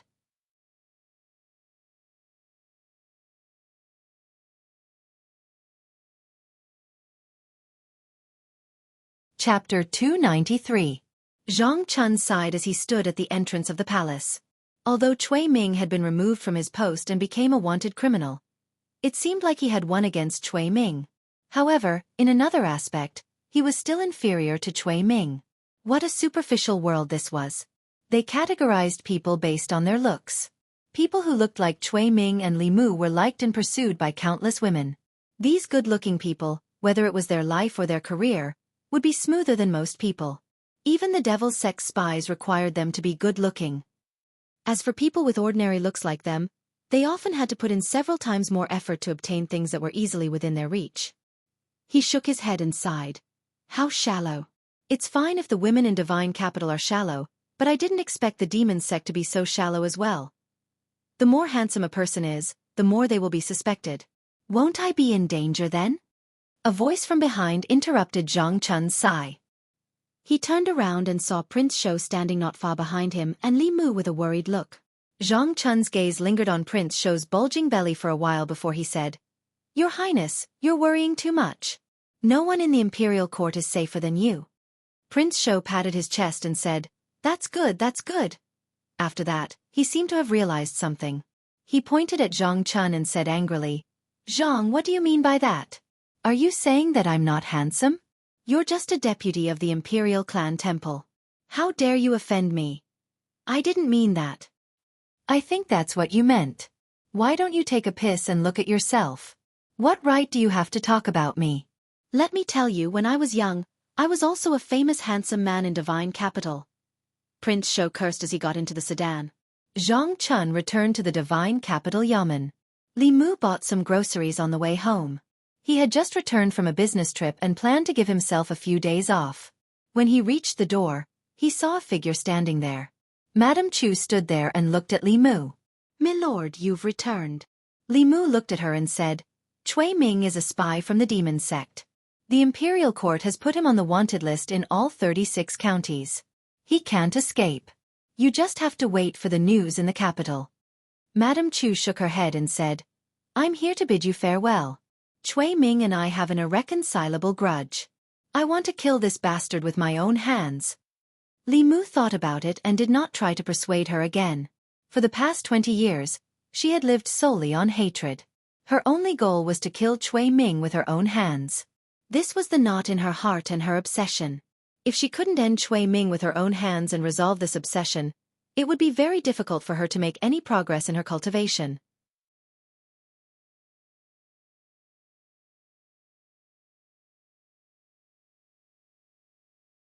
If the Empress had not given him enlightenment when he was at a bottleneck, Li Mu would probably still be stuck at the concentrating spirit realm. Not only did she help Li Mu break through to the next level, but in the past few nights, she had also used the dream entry technique to teach Li Mu divine abilities in his dreams. Under her guidance, Li Mu made rapid progress. In just 3 days, he had mastered 2 divine abilities. Other than that, Li Mu would also play chess with her in his dreams and chat with her. Of course, most of the time, he was asking the Empress questions about his cultivation. After watching Madame Chu leave, Li Mu returned home and cooked dinner. After hesitating for a while, he took out the conch and activated it with his spiritual power. "Your Majesty, have you eaten?" There was no response from the conch for a long time. Just as Li Mu was about to put it away, the space in the courtyard rippled and the Empress appeared out of thin air. Li Mu was very envious of her ability to transform into a living person. However, the teleportation technique required one to be at the peak of Dongxian. He still had a long way to go. When he was in the North region, he used the nature pill to save Su He. Li Mu planned to care more for the Empress when he returned to the divine capital. She was actually just an ordinary woman trapped in a cage. This had nothing to do with her identity as an empress, nor did it have anything to do with her transcendent strength. What she needed the most was not power or strength, but family and friends. Li Mu could not be her family. He could only try his best to be her friend. Moreover, with the healing element Xiaobai around, she should be able to experience some feelings that the Empress could not in the palace. After the meal, the Empress gave Xiaobai some pointers on her cultivation. Before she left, she suddenly looked at Xiaobai and asked, "Do you want to go to the palace with me to play?" Xiaobai was a little tempted. However, she first looked at Li Mu. Li Mu nodded and said, "If you want to go, you can go with Sister Zhou." As a single dog, she did not sleep in the middle of the night and made conch porridge with Li Mu just to listen to his love story with Lu Hanyan. It was enough to see how lonely the Empress was. Xiaobai was naturally adorable. If she stayed by the Empress's side, she could relieve some of her loneliness. Different from Shangguan Li and Mr. Mei, in Xiaobai's heart, there was no Empress of the Great Zhou. There was only Sister Zhou who treated her very well and gave her the essence of the celestial fox. The Empress did not lack people who respected her. What she lacked were people who were not afraid of her identity as the Empress and treated her as an equal. Since ancient times, it had been lonely at the top.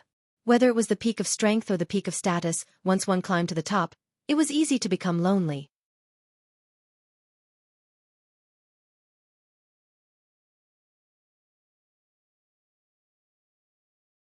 For her sake, he did not hesitate to offend all the court officials, the old and new parties, and her most capable and closest subjects in the 3 academies?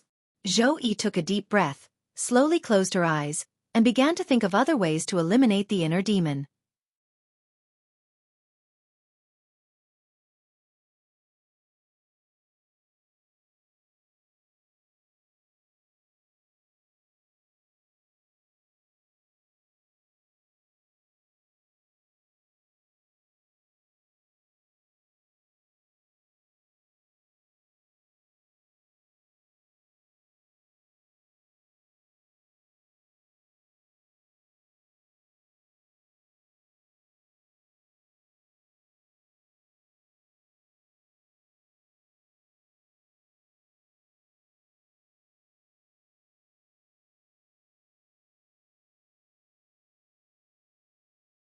Zhang Chun said coldly, "Lord Li is dedicated to the people and offended all the officials of the fairy's capital. There are countless people in the fairy's capital who want to harm him." "This is very likely," Zhou Zhong nodded and said. "We can't rule out this possibility. However, we'll only know the truth after the Ministry of Justice's investigation." Zhang Chun flicked his sleeves and left. At this moment, the onlookers outside the Ministry of Justice were still discussing.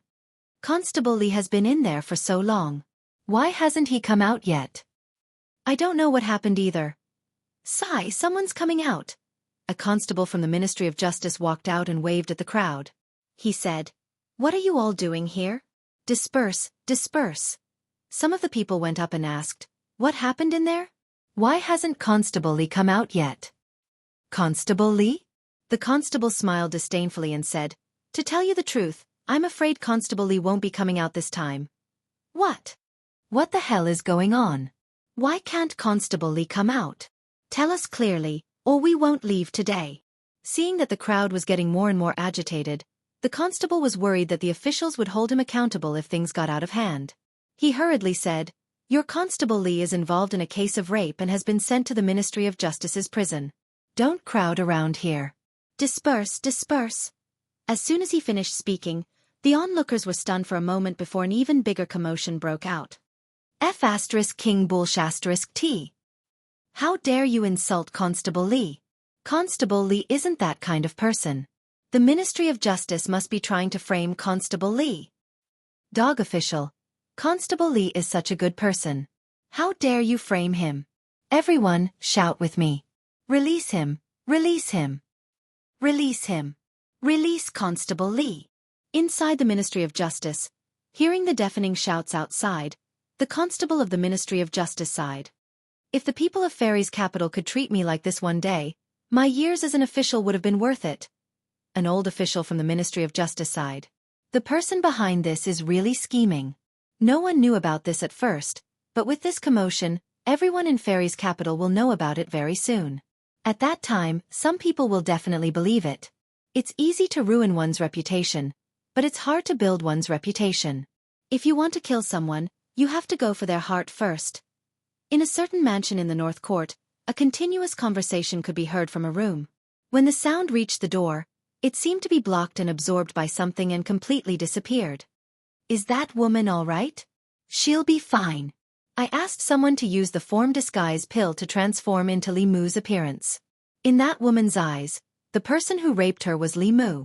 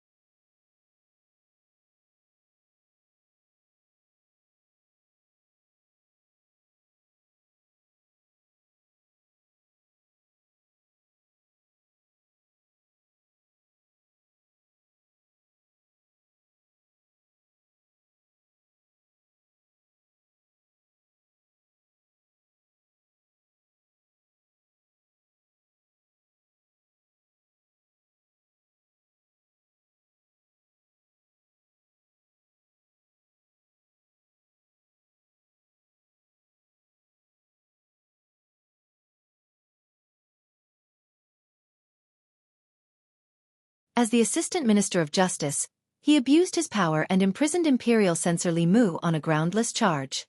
Where is the dignity of the law? Li Mu was comforted. Elder Zhang was his only true friend in the entire court. When he became successful in the future, he would treat him better. Mr. Mei looked at Zhou Zhong and asked, Mr. Zhou, what do you have to say? Zhou Zhong said, Mr. Zhang is lying. As the Assistant Minister of Justice, I handled the case according to the law.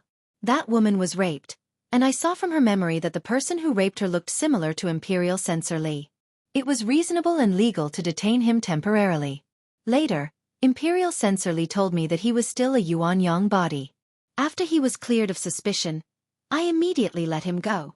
How is this abuse of power? Hearing this, the courtiers were in an uproar. I was wondering why the Ministry of Justice suddenly let him go. So his Yuanyang body is not broken. It can be cleared of suspicion like this? This is unheard of. I have learned something new. Is he really a Yuanyang body? Li Mu glared fiercely at Zhou Zhong with a murderous gaze.